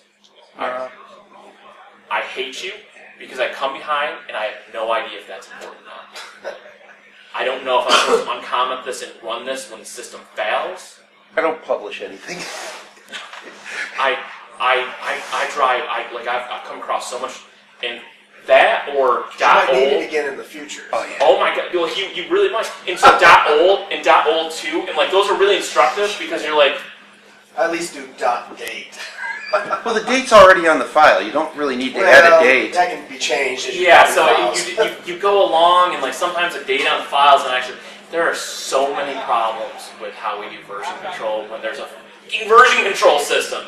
It drives me insane to go through it. So I walk through, and with Git, I am very strict about saying if it's commented out code, we're deleting it. It's just flat, it's going away. If it's not instructive to learning what you're trying to do, it's going away. So, and we'll look at my GitHub here too, and you guys can see how poorly I do things. But do you just add the comments in the code then? Yeah, so you can add the. Because if you put it in the code, then you know what you commented My out, problem or with at that the is very if top. putting a comment out, and then 3 versions down the line, I suddenly need that again. So let me solve your problem. This is a good. Oh, I love learning experiences, right? So, hang on a second. Let me show you why this is not the problem you think it is. That's true if I just have the file. But let's go in here. And so you're looking at this, right? And you're like, hey, this is where I'm at right now in life. And so, by the way, some of the stuff I talked about, I really did try to document. If you go to GitHub, you will see a lot of the stuff that I've talked about, where you can go for stuff. I will try to keep this updated as I go along. There's also up here in the wiki, where I was starting to do classes and I didn't quite get there. But this, if you were to do this and you want to run against packet.com, would totally work for you. But let's go back to your problem, because what if I do need something I comment out? And I'm also going to teach you why a commit will not solve a problem where you expose a password to the world. I am going to hammer and hammer and hammer on people using API keys that they rotate regularly, because at some point you are going to commit something you didn't need to. You are going to commit a secret out into the world, and once it is committed, it is there forever. You can go back and purge it from the commit log, and that'll help a little bit, but it's the internet, and people remember the internet. Archive.org remembers. People remember. So you go back in time, and you're like, hey, you know what? I need to know. Here. Perfect. So the first thing I'm going to tell you about comments is, has anybody ever seen the XKCD where he's got his comments listed and he's like, my Git commits become significantly less useful the longer a project drags on? Because at first he's got these really beautiful, hey, this is everything I did, and by the end it's just one commit, another commit, more commits for the comments. Commenting is an art form. So in this particular instance, I know exactly what I did. If I needed this, there it is. I can go back again. I can do one of two things. I can go back into a program like this and just copy and paste it out, right? If you don't know anything about Git, and you're just, I'm going to use one master branch, and I'm just going to keep committing, and I'm not going to do anything different, I'm not going to do all the things that Git tells me to do, I just want some version control. I don't want to think about it. You can just walk back in time and literally copy and paste it out, and now you have that, right? It exists. It's in that .git. But what's really, really important is not that it's not stored on your hard drive. It's that when I come in and I look,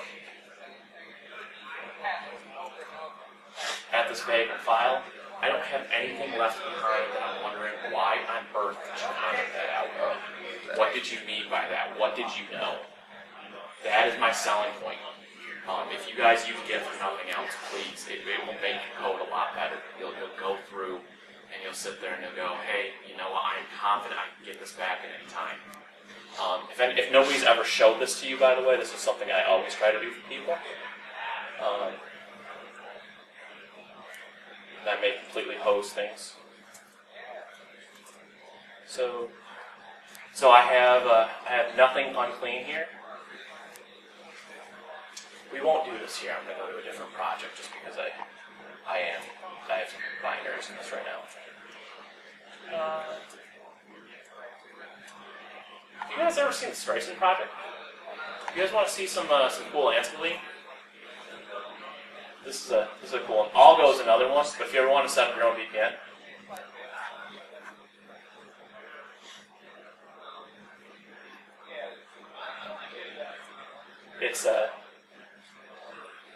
so the Streisand effect, if you've never heard of it before, is Barbara Streisand didn't want reporters to tell everybody where she lived, and so the Streisand effect is named after her because immediately everybody knew where she lived. So the idea is trying to make something go away, and it's going to be louder. Streisand project, very, very cool. It's just a way to hit all these different cloud providers. So if you're ever sitting there and you're like, you know, I want to get started with Ansible, and I want to get started with interacting with a cloud provider, I don't really know how to start. This is one of those projects that you could throw some stuff at the wall and just see how it turns out. And it'll give you instructive guides that actually work, so you can start rebasing. Like, I like to start code from there. I don't like to just figure it out for myself. I want to start with somebody that has a working product so I can tweak it. I tend to get faster where I'm going when I do that.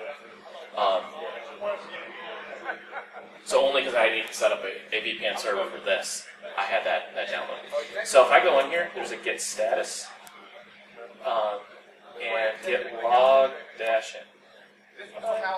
So these are all the commits. And if you take a look in here, I can do this. Nothing left, except for .git, or any of the hidden files, really. Everything in Git that is magical and makes Git happens in the .git directory, which means that I can get everything back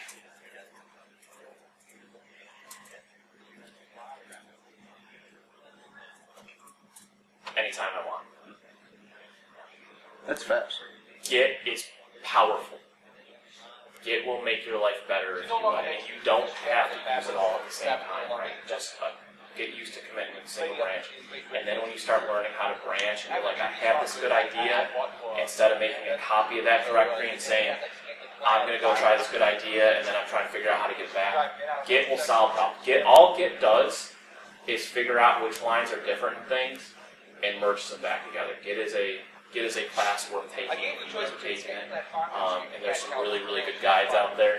So I know if you guys are not a big fan of GitHub being owned by Microsoft, and certainly if you're not a big fan of the VirtualBox being run by Oracle, for example, like I get why these would be things for people. Bitbucket.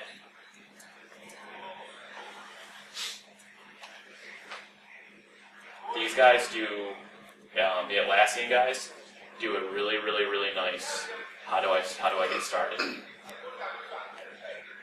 So they'll walk you through with nice pictures, and they will basically drive you through everything. And then there's definitely people out there that have done all of this. If you guys have never seen this before, Katacoda. I strongly recommend Katacoda if you're trying to get started with stuff, because this is how I'd like to see us do documentation. So this is like when you become a big boy in all this automation stuff, you can do some super cool stuff, and this is one that I just thought was one of the coolest things I've ever seen. So you drive into anything, gets you a little how-to guide.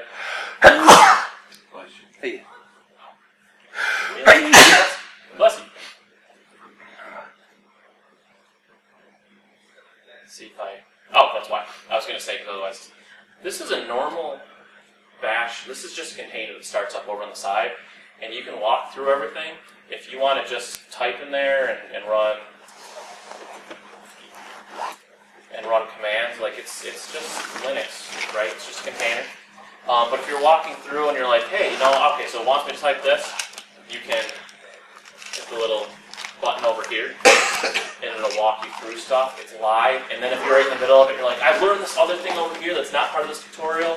I want to try it. It'll drive right back in, and then when you're done with it, it goes away. I mean, like to me, especially in an ops team, you're trying to figure out how people do things. This would be super helpful because automation is really cool for making things happen magically. But if you're trying to learn why things work the way they do and dig in under the hood, automation can move way too fast for you to understand what's truly being done. And so this is a really nice way to say, all right, so if you want to understand what's actually happening, you should look at this aspect of the system during this portion of its running. And this would be a really, really cool concept. That's one I hope people do. If you guys have never heard of the Python, the Jupyter notebooks, Jupyter notebooks are another approach to that. I strongly recommend because they essentially run a kernel. Yes, I would like to leave the page. Thank you for asking.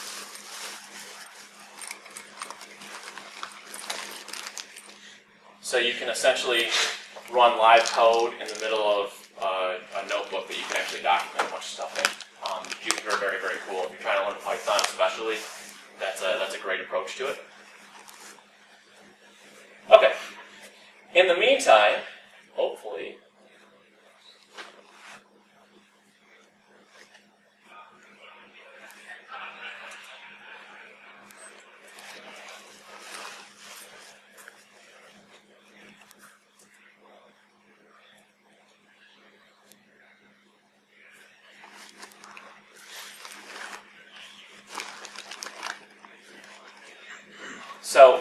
So this is one of those problems that you'll start to run into with things like Vagrant. I have 3 different providers, and I've been testing for so long on this machine at this point that I have networks all over the place. And what's happened is it's trying to take on a network that is already occupied by VMware. So that doesn't often happen, but it does happen if you've been using it for a while. It starts to run around. You can change all of that in a Vagrant file. What I'm going to do for right now, just because I actually want to show you some stuff, and then I'll show you how to fix this. So I can specify any of the providers I build, right? So I can specify VirtualBox, I have that installed. But I can also switch to any of the other ones that I want to use, and so we'll use VMware Desktop. And we won't use Vagrant Destroy because it's already destroyed. And so this is the cool part. This is what happens when you don't have to download. It's just local. It spins right up. It's going to sit here, and it's going to walk you through some different things that it's doing while it's waiting. And if I were to go over and look in the world of VMware again, you won't see it here. This is not running over here, so you actually do have to go in, scan for virtual machines.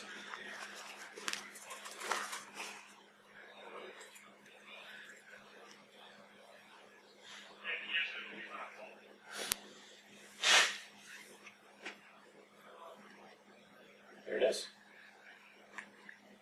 If you want to look at it through the console. If that's not what you actually need to do, and for the most part, that's actually not what I need to do. I actually don't care about the console on most virtual machines I'm on. They're just servers to me. So Vagrant SSH is what we're actually going to use. Remember how I told you that we have the... So this is where it's doing... See, this is why zero tier is really kind of inconsistent for me. Exact same playbook. Exact same playbook. This time it worked. It just depends on the network connection, so sometimes I get much more reliable results when I take a different approach. Zero tier in particular has been like that for me. Zero tier likes to just kind of haunt me and do weird things. So what you can type is Vagrant SSH, and voila, you're in the system. If you're sitting there and you're like, you know what I really want to do? I really want to run one of my Ansible playbooks against this system. How on earth would I do that? So this has something called Vagrant SSH config. And all this is going to do is say, how do I actually get to this bad boy? And so when you look through this, here's a couple of things I want to point out. If you guys have never seen a Vagrant SSH config file before, can everybody see this? All right. So it's going to start. It's going to say the host name is 127. It's the local host. It's going to go over to the user. It's going to go to port 2222. If you spin up 10 Vagrant machines, they're all going to need a different port on that local adapter. So this is why this output of this file, rather than you manually figuring this out, is really important. There are also plugins that will do this for you. If what you really want to do is just run a ton of Ansible playbooks outside of Vagrant entirely, there are definitely plugins that will just build an inventory file for you so that you don't have to go through this headache. But if you want to do something that's truly SSH customized, I want to use SSH flags, I don't want to have to use Vagrant's version of how I SSH, then this is a really good solution for you. It's going to say user known host file, so these two are really, really, really important, because what they will essentially say is, I get that the known host for this IP is going to change all the freaking time because I'm building and destroying constantly. Do not add me to your known host file. I am not the sort of known host that you need to know forever. Password authentication, no. This just forces a pub key, and this is where it goes for the identities. And then finally, that identities only line, that should hopefully look familiar. That keeps your SSH agent from acting up and saying, here's all the things I know about, why can't you use me? And then log a little fail. So how do I actually use this? -F,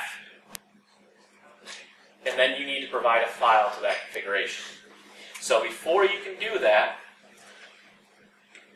you probably need to do something like this. And it's going to run that command, output it into that file, and then I'm going to SSH default and get in. And all I'm doing there is saying default because this box is called default. And if you want to Ansible into that box, you would have to do something like -I default. You define an inventory on the line. If you've never done this before, defining an inventory on the line, you can do. If you have one host to get into, and you only say default, it is going to look for a file called default to look for an inventory in that, and it will not work. Add a comma. That gives you one single host. I want to go to all of the hosts, which happens to be just that host, but you could type something like default as well there. Sorry. If I could type default, you could type that. Ping. Alright, so here's the magic. All of that works fine. You are not going to get in there. It has no idea how to get to that host. So, Ansible has something called SSH common args, and this is where you could pass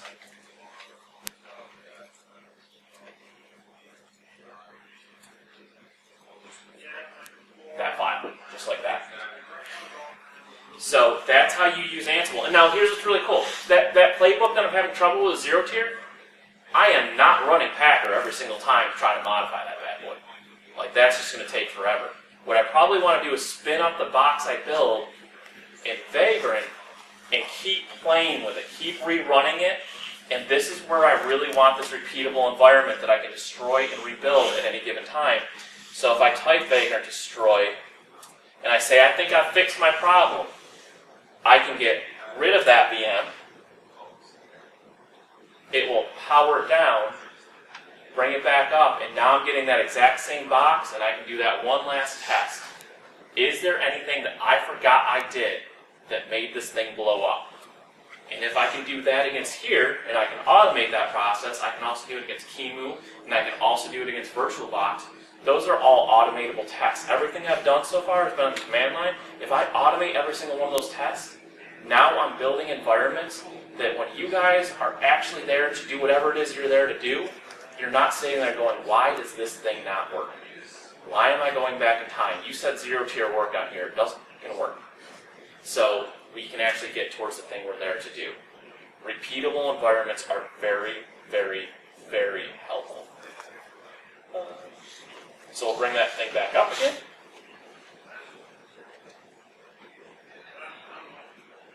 It builds, it runs. Now, if you guys are familiar with process redirection, you may want to do something like a FIFO pipe.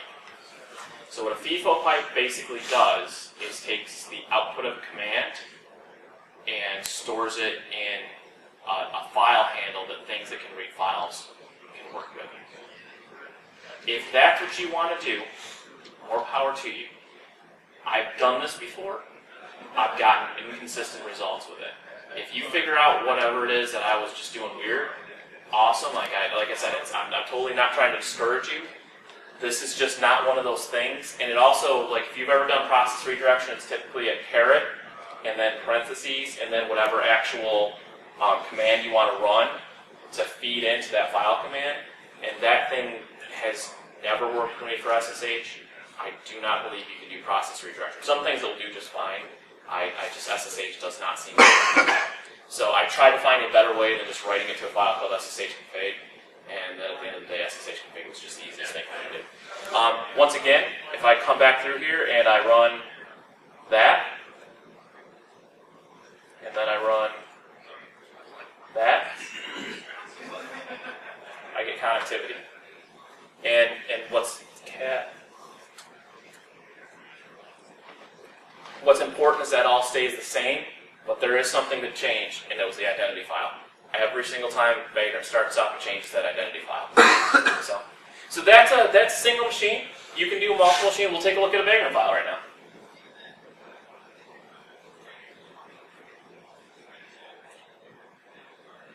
So this is a Vagrant file. They're pretty simple. All I'm saying is go out and get this box. And it's going to go out to Vagrant, and it's going to pull that box down.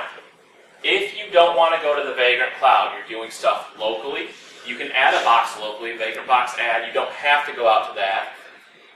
You can also put just any web address in there. So if you have a local server, and that's where your Vagrant boxes are, that will work. You can either put the actual box file itself there, and it will download, it'll work just fine, or you can go out and you can put what's called a manifest file. And manifest files are really cool if you're going to version your boxes and you always want to go grab the latest version. You can actually get in there and say, hey, the latest version on that manifest file that it's going to look at is 0.4, so go download the 0.4 version of this box. But if people want to be able to work back in time, they could also say, no, I really want version 0.3. That was something that I had something I needed. This will do a synced folder. So one of the things Vagrant does, particularly for the developers, anything in that directory where the Vagrant file is will sync into the box. So that was really good for web developers that were trying to they just want to keep a copy of their website in that directory, and then it would start up and it would run a web server for them, just kind of work. I generally don't need that, so I disable it. And then this is where I can actually specify a static IP. So a lot of the server type things we do, we actually want static IP. So if you take this and put it on a different server and you want to make sure you specify that, you can do that as well. This right here, that VHV enable, that's where I set nested virtualization, so I can support libvirt if I want to. The problem I'm going to have with VirtualBox there is VirtualBox doesn't support nested virtualization. So getting free and simple and well supported, it's always kind of a crapshoot. A lot of times you have to choose a really specific thing you want to do.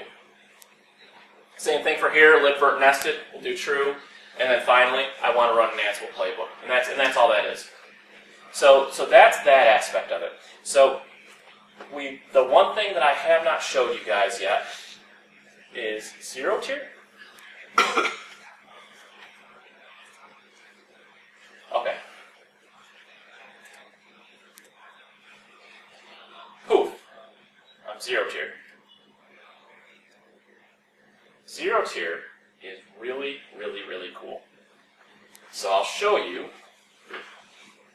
This is my SecureWV. I don't have any devices that have joined this network yet, so let's join the network. Here's what I need. That right there.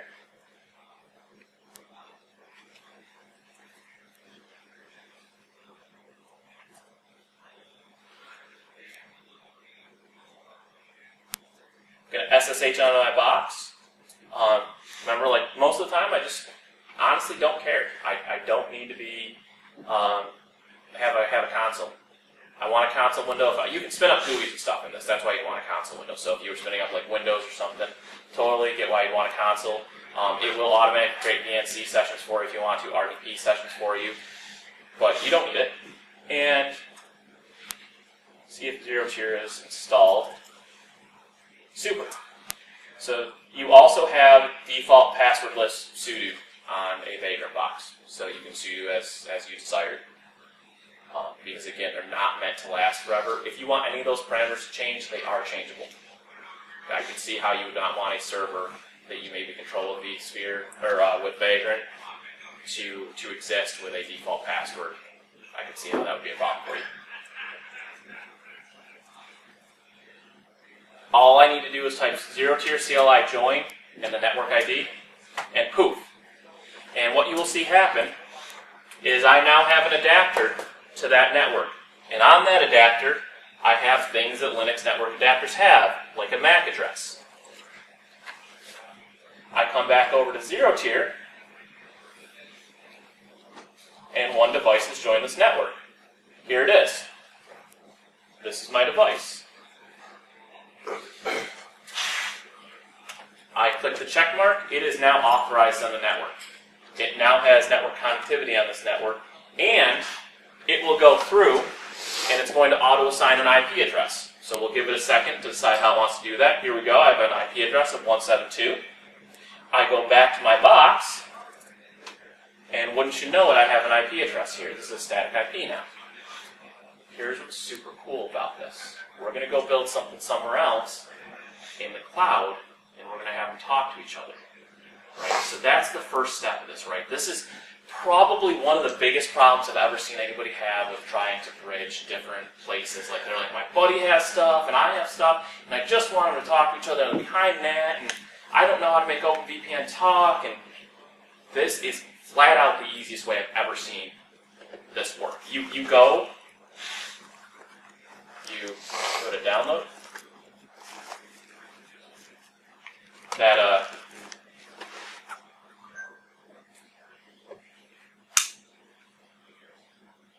there we go. That curl statement, that's where it comes from. Like, I didn't make that up. The curl statement's actually really cool. It's doing this PGP verification. But if you are not that person, and you just don't really care, you could do this. But I'm telling you all that's really happening when it pulls that script. It figures out what OS it's going to install against, installs a REPL file, installs a package. I mean, that's something you can get by. You don't have to do it like that. They install it, and then you watch them type ZeroTier join. That was all there was to it. So, let's open up another shell. SSH.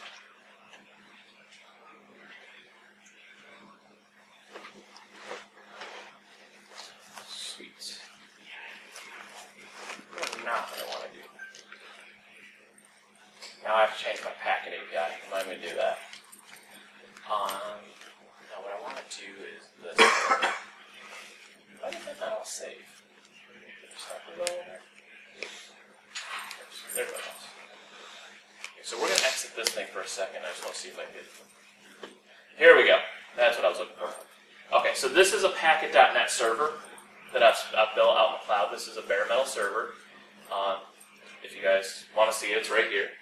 These cost about 40 cents an hour. However, here's what's cool about Packet. Packet has a variety of servers. Now, what I really want is, I want your pricing. Server, maybe I can see the pricing. Oh, here we go. So, if you are after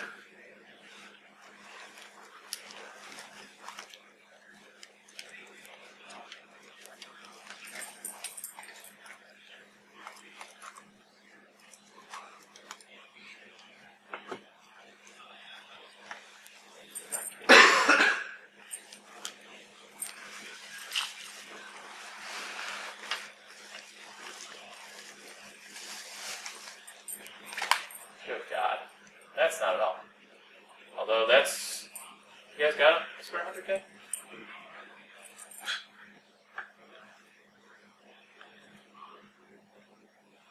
This is what I was after. Here we go. These are the different servers they offer. So they offer these. This is the one I'm using right now for 40 cents an hour. But if you needed something bigger, you can do that for a couple bucks an hour. And so you can see how this would be really useful if you were doing something on a Saturday and then you want to get rid of it at the end. They have that, and then they also, if you saw, they have the spot market. And so the spot market, so you're reserved, basically, instead of paying for hour, they can discount it off for you. And then the spot market is where you go in and they say, if nobody is using our capacity, I would much rather you use our capacity and be willing to get booted than to just have it sit there making us no money. So the spot market is one of those places where now it's 25 cents an hour. I don't know what it's cost right now. We can go pull that if you want to see it. But basically the gist is, if you only need it for an hour, you can kind of play the odds that nobody's going to boot you off, and if your automation's good enough, you might not care anyways. So I like Packet. They're not the only cloud provider that does this. There's a lot of cloud providers out there. They all do different things, but I'm a fan of Packet. If you were going the other direction, you're like, you know what, I want to try some cloud. I don't have the money to do it. Go to Google. Google is offering $300 of credit towards their services, and it's good for a year. You can do a lot with $300 on Google Cloud. And Google Cloud supports nested virtualization if you just want to build really big instances and use them like hypervisors. Like, there's totally a bunch of stuff you can do there. So, in any event, I'm going to go off to this server. So you'll see, again, I'm using this known host and strict key because this is a temporary server I don't want to have forever. And I'm going to go ahead and take a look. I don't know if I installed zero tier. I do not believe I did out here. Sweet, I didn't. So I'll just come back up here and go into my home lab and go over to Wiki and the provision machine with packet hosts. That was a piece that I did earlier. No, I know where I stored this. I stored this somewhere. So we'll go back over to downloads. And I'm feeling dangerous.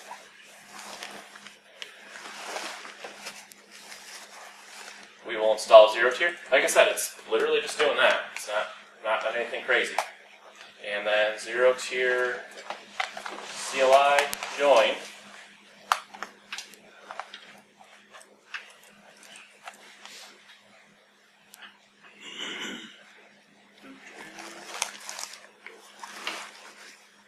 Well, that's not at all what I wanted.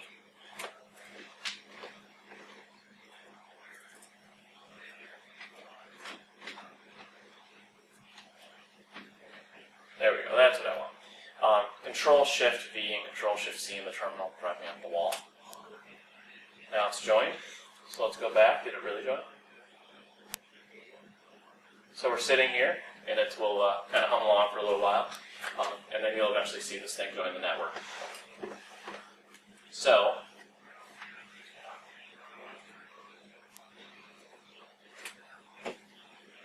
what's really cool about all of this as you go along, you see how I authorize that? So you can, first of all, this is all scriptable. You can hit the API for all of this. The other super cool, there's my server. Let's authorize it.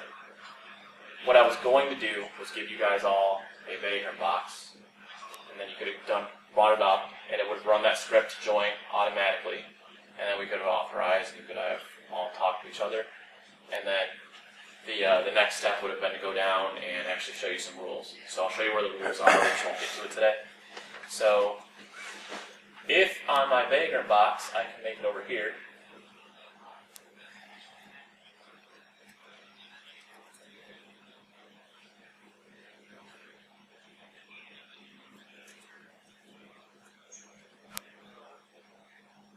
About 36 milliseconds. And that's natively inside of zero tier. And what's super cool about all of that is I can reach back into my home network and do that. I could reach back just about anywhere, which is kind of useful right now for me, because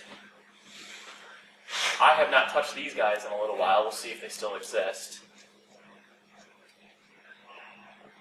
We're playing a CTF here right now, and I did not want to be constrained by minor little details like, am I actually in the room? So once we own the server, we put 0 tier on there.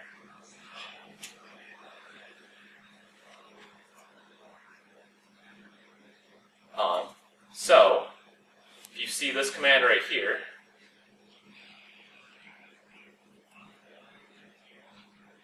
clean that up a little bit.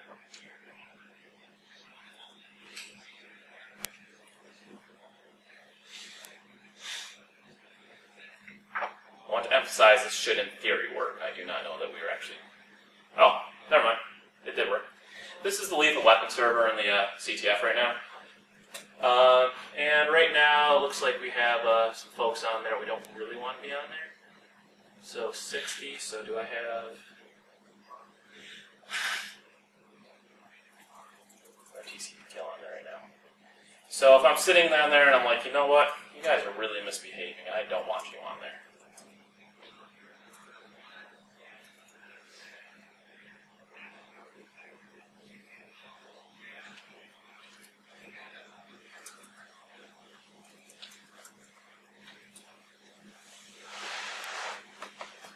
Make that a little bigger. Can I bring you out? Can everybody see this? What I'm doing here? Sweet.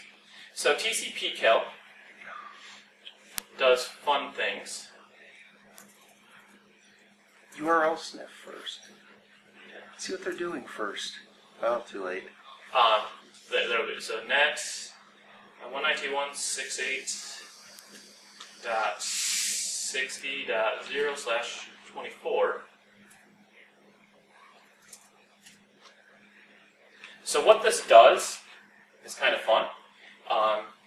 I don't think they have any active sessions right now, but if they did have active sessions, what this is going to do is every time they try to send in a SYN packet or an ACK packet, it responds with a reset. So it's a really, really useful way if you can't block somebody to just make their sessions miserable. Doesn't stop UDP. Doesn't stop everything you could ever do to a system. But if what you really want to do is just interrupt traffic, you can totally do it like this. I do not think they are actually sending anything. It's a 60 network. Yeah, it's 60 network. So yeah, it just sits there and it waits for anything off that network to come in and hammers it. And what's really cool about 0 tier is I'm not on that network. So I still have access from everywhere I want to get to, but I can stop anybody on the local network from coming in. You can do a lot more than this, right? Like, this is really simple. So that's what's kind of cool about this. And what's also cool about this is my laptop not part of that network. I did not want to expose my laptop in this network. So what I actually do here is a jump host. And if you guys have never used SSH jump hosting before, again, very, very cool way to get into stuff. And what this basically says is I want you to SSH into this server and packet, and then I want you to start a netcat listener. And then I'm going to SSH in as my 8-bit dyno user into that IP address down there, and it will extend me out through and proxy my command down. So I have taken a server that is actually connected to that network. And I'm sorry, this one is not the packet.net. I'm sorry, this is a DigitalOcean server I spun up for this. And now I have a jump host into that network. So that is a technique that you can use if you're looking at this. You're like, here, I have this one network, and then I want to lock it down, and I want to make this my entry point to the network. You can combine all sorts of things. Because the name of the game, especially in security, I am a sysadmin by trade. The name of the game in security is 100% layered defense. Have a lot of things to it, not just one thing. Don't depend on just SSH. Don't depend on just a VPN. It's secure. I'm all about reliability. Security and reliability are like this, right? The reliability is where I go. If it's repeatable, it's reliable. If it's automated, it's repeatable. The problem is automation really sucks. You go through, you bang your head against the walls on a bunch of the stuff I've shown you so far. But if you get your automation together, you can see, I can tell you some of the stuff you've seen here today took me days to figure out. Like I was just banging my head on why this particular kernel didn't work, that didn't work. But you get into an environment, especially an environment that's contested, and if your automation is where it needs to be and it's flexible enough to deal with a problem, you can throw stuff down quick, and you're beating everybody else by a mile that is trying to manually get stuff. CTF is cool because on CTF, as soon as you get root, as soon as you get a user access, to say nothing to root, you want to stop people from following you in. So there's that aspect of it. So I think that's kind of cool. And then the cool thing is, let's say one of these boxes gets compromised. I don't trust these guys. We let them have root on this box so we could watch what they were doing. They don't have access to my network anymore. It is that easy to blow them away. If I train this entire thing and we're here for a weekend, I'm going to destroy this network when I get done. Like, it's just going to go away. I don't need it anymore. Here's what's really cool. That is just your standard VPN. I haven't done anything you can't do with your standard VPN by doing that. This is the powerhouse right here. This is what makes, I think, zero tier something that's so incredible. Because with this, I can start defining how traffic crosses the network. And so, you can say that if it is not IPv4, if it is not an ARP request, and if it is not IPv6, drop it. Somebody sends malformed packets across your network that don't conform, drop it. If you don't want anybody to come through that are not on those networks that you issued, they try to add another IP on there and start their own network, you can drop them. And then you can say accept anything else. It works basically like a firewall rule. First match wins. And so what's really, really, really cool about this is you can choose to do different actions. And what you can do, drop, accept, redirect, and T are the powerhouses that make this so useful from a security standpoint. Accept and drop. So first of all, what I can do is I can say anybody trying to go over anything but port 22, just drop it. Anybody trying to get to port 443, accept it. What's very cool about that is I can categorize stuff. I can say anybody that is these hosts in this network, you guys are all clients. You can't talk to each other at all. If I can say drop for anybody tagged client. So client can't talk to client. I can say accept to servers, but only the servers they should be listening on, like 443. So I can say I could have them all on the same layer 2 network and do layer 3 firewalling. And what's very important about that is we've always been able to do that at the host level. With this, you can do it outside of that host that may have gotten compromised. So now you have that two-way trust. If this gets compromised, your host firewalls should stand up. If your host firewalls get compromised, this should stand up. They have to hit both to get that communication working. That's really cool to me.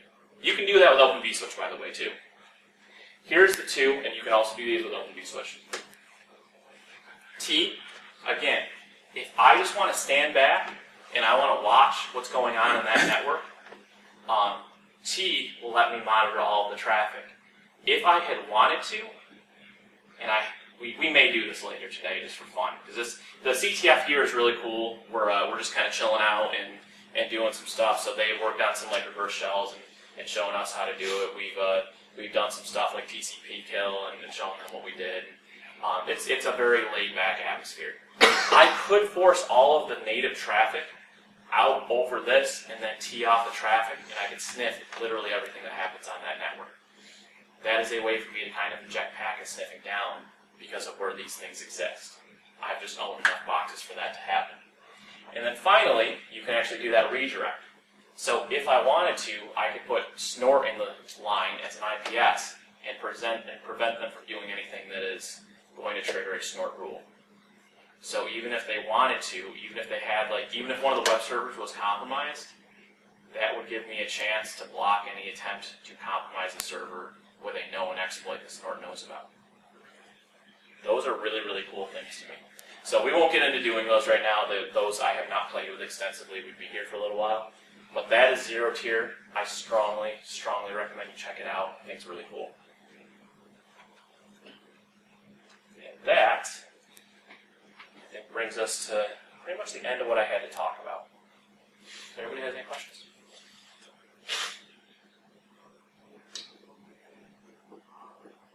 Sweet. Is that flow zero tier, the can flow at the top here? Right over here? Yeah, the flow rules.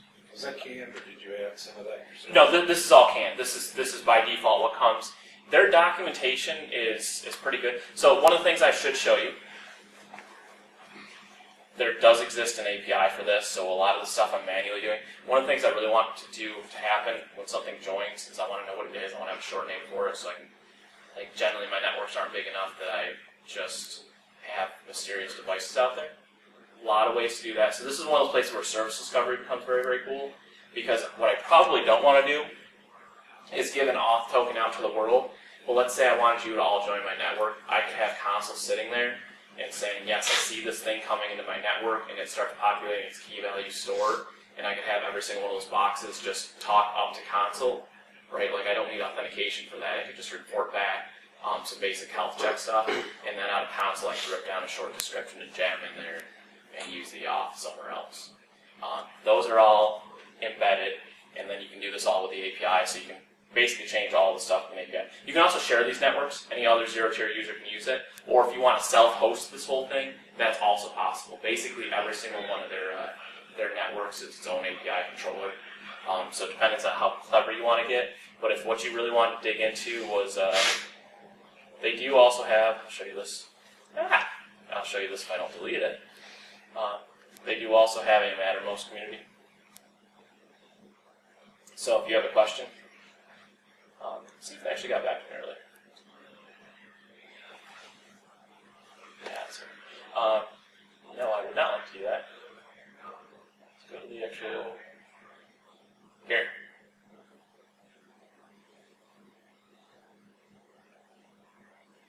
So if you want to see some cool examples of stuff, those are all canned, but they will. Really? That's the moment in time you're going to have a problem, yeah?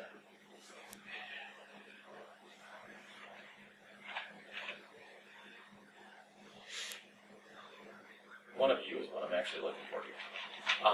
By the way, these are the examples of the tags to basically say how they want stuff to go across. So you can basically say when the tags aren't the same, you can cross between those. These are those examples that you've seen before, so they'll give you some examples of how to actually use this stuff. And the cool part is all the way down, it's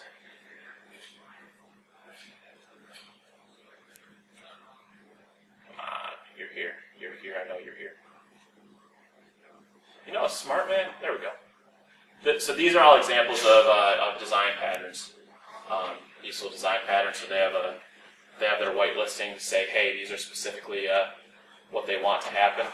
So they say, unless you already have an existing session, you can't start a new one. And they evaluate from top down, so you can see where you might want to mix that in. You might want to say, hey, I've authorized port 22. I've also authorized existing sessions in case something is reached back out and now has this existing chatter back and forth.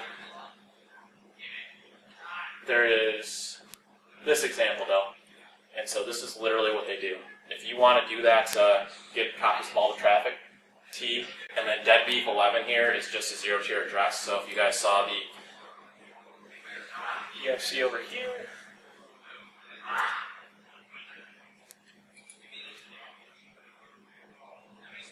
one of those,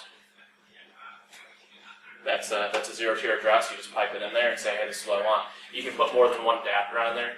Most network sensors don't generally have an IP, so you say, I don't want an IP on this, so it doesn't get confused with traffic destined to that host otherwise. But yeah, that's it.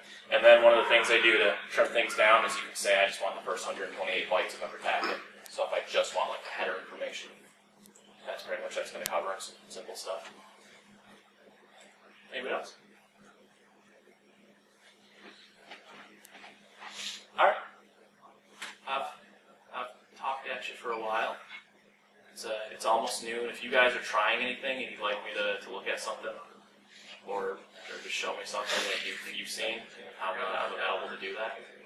Or if you want to go get lunch, I would totally understand why. I'll be around all weekend, mostly over in the CTF area, wandering about. I'm a bald guy. Easy up. Sometimes I do wear a hat. Sometimes I do wear my hat. Because it gets chilly. Sweet. Thanks, guys. I need a shim. More shim.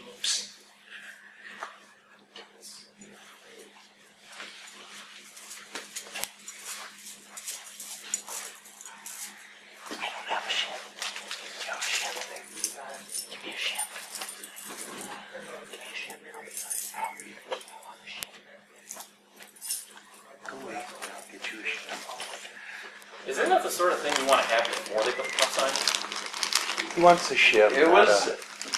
See, originally I was Sylvia, sitting stop down, this and first. Yeah. No, so Hey, what happened was I got my hands stop, in stop, my- stop. Can you just quiet for a Yeah, second? I was sitting on a chair.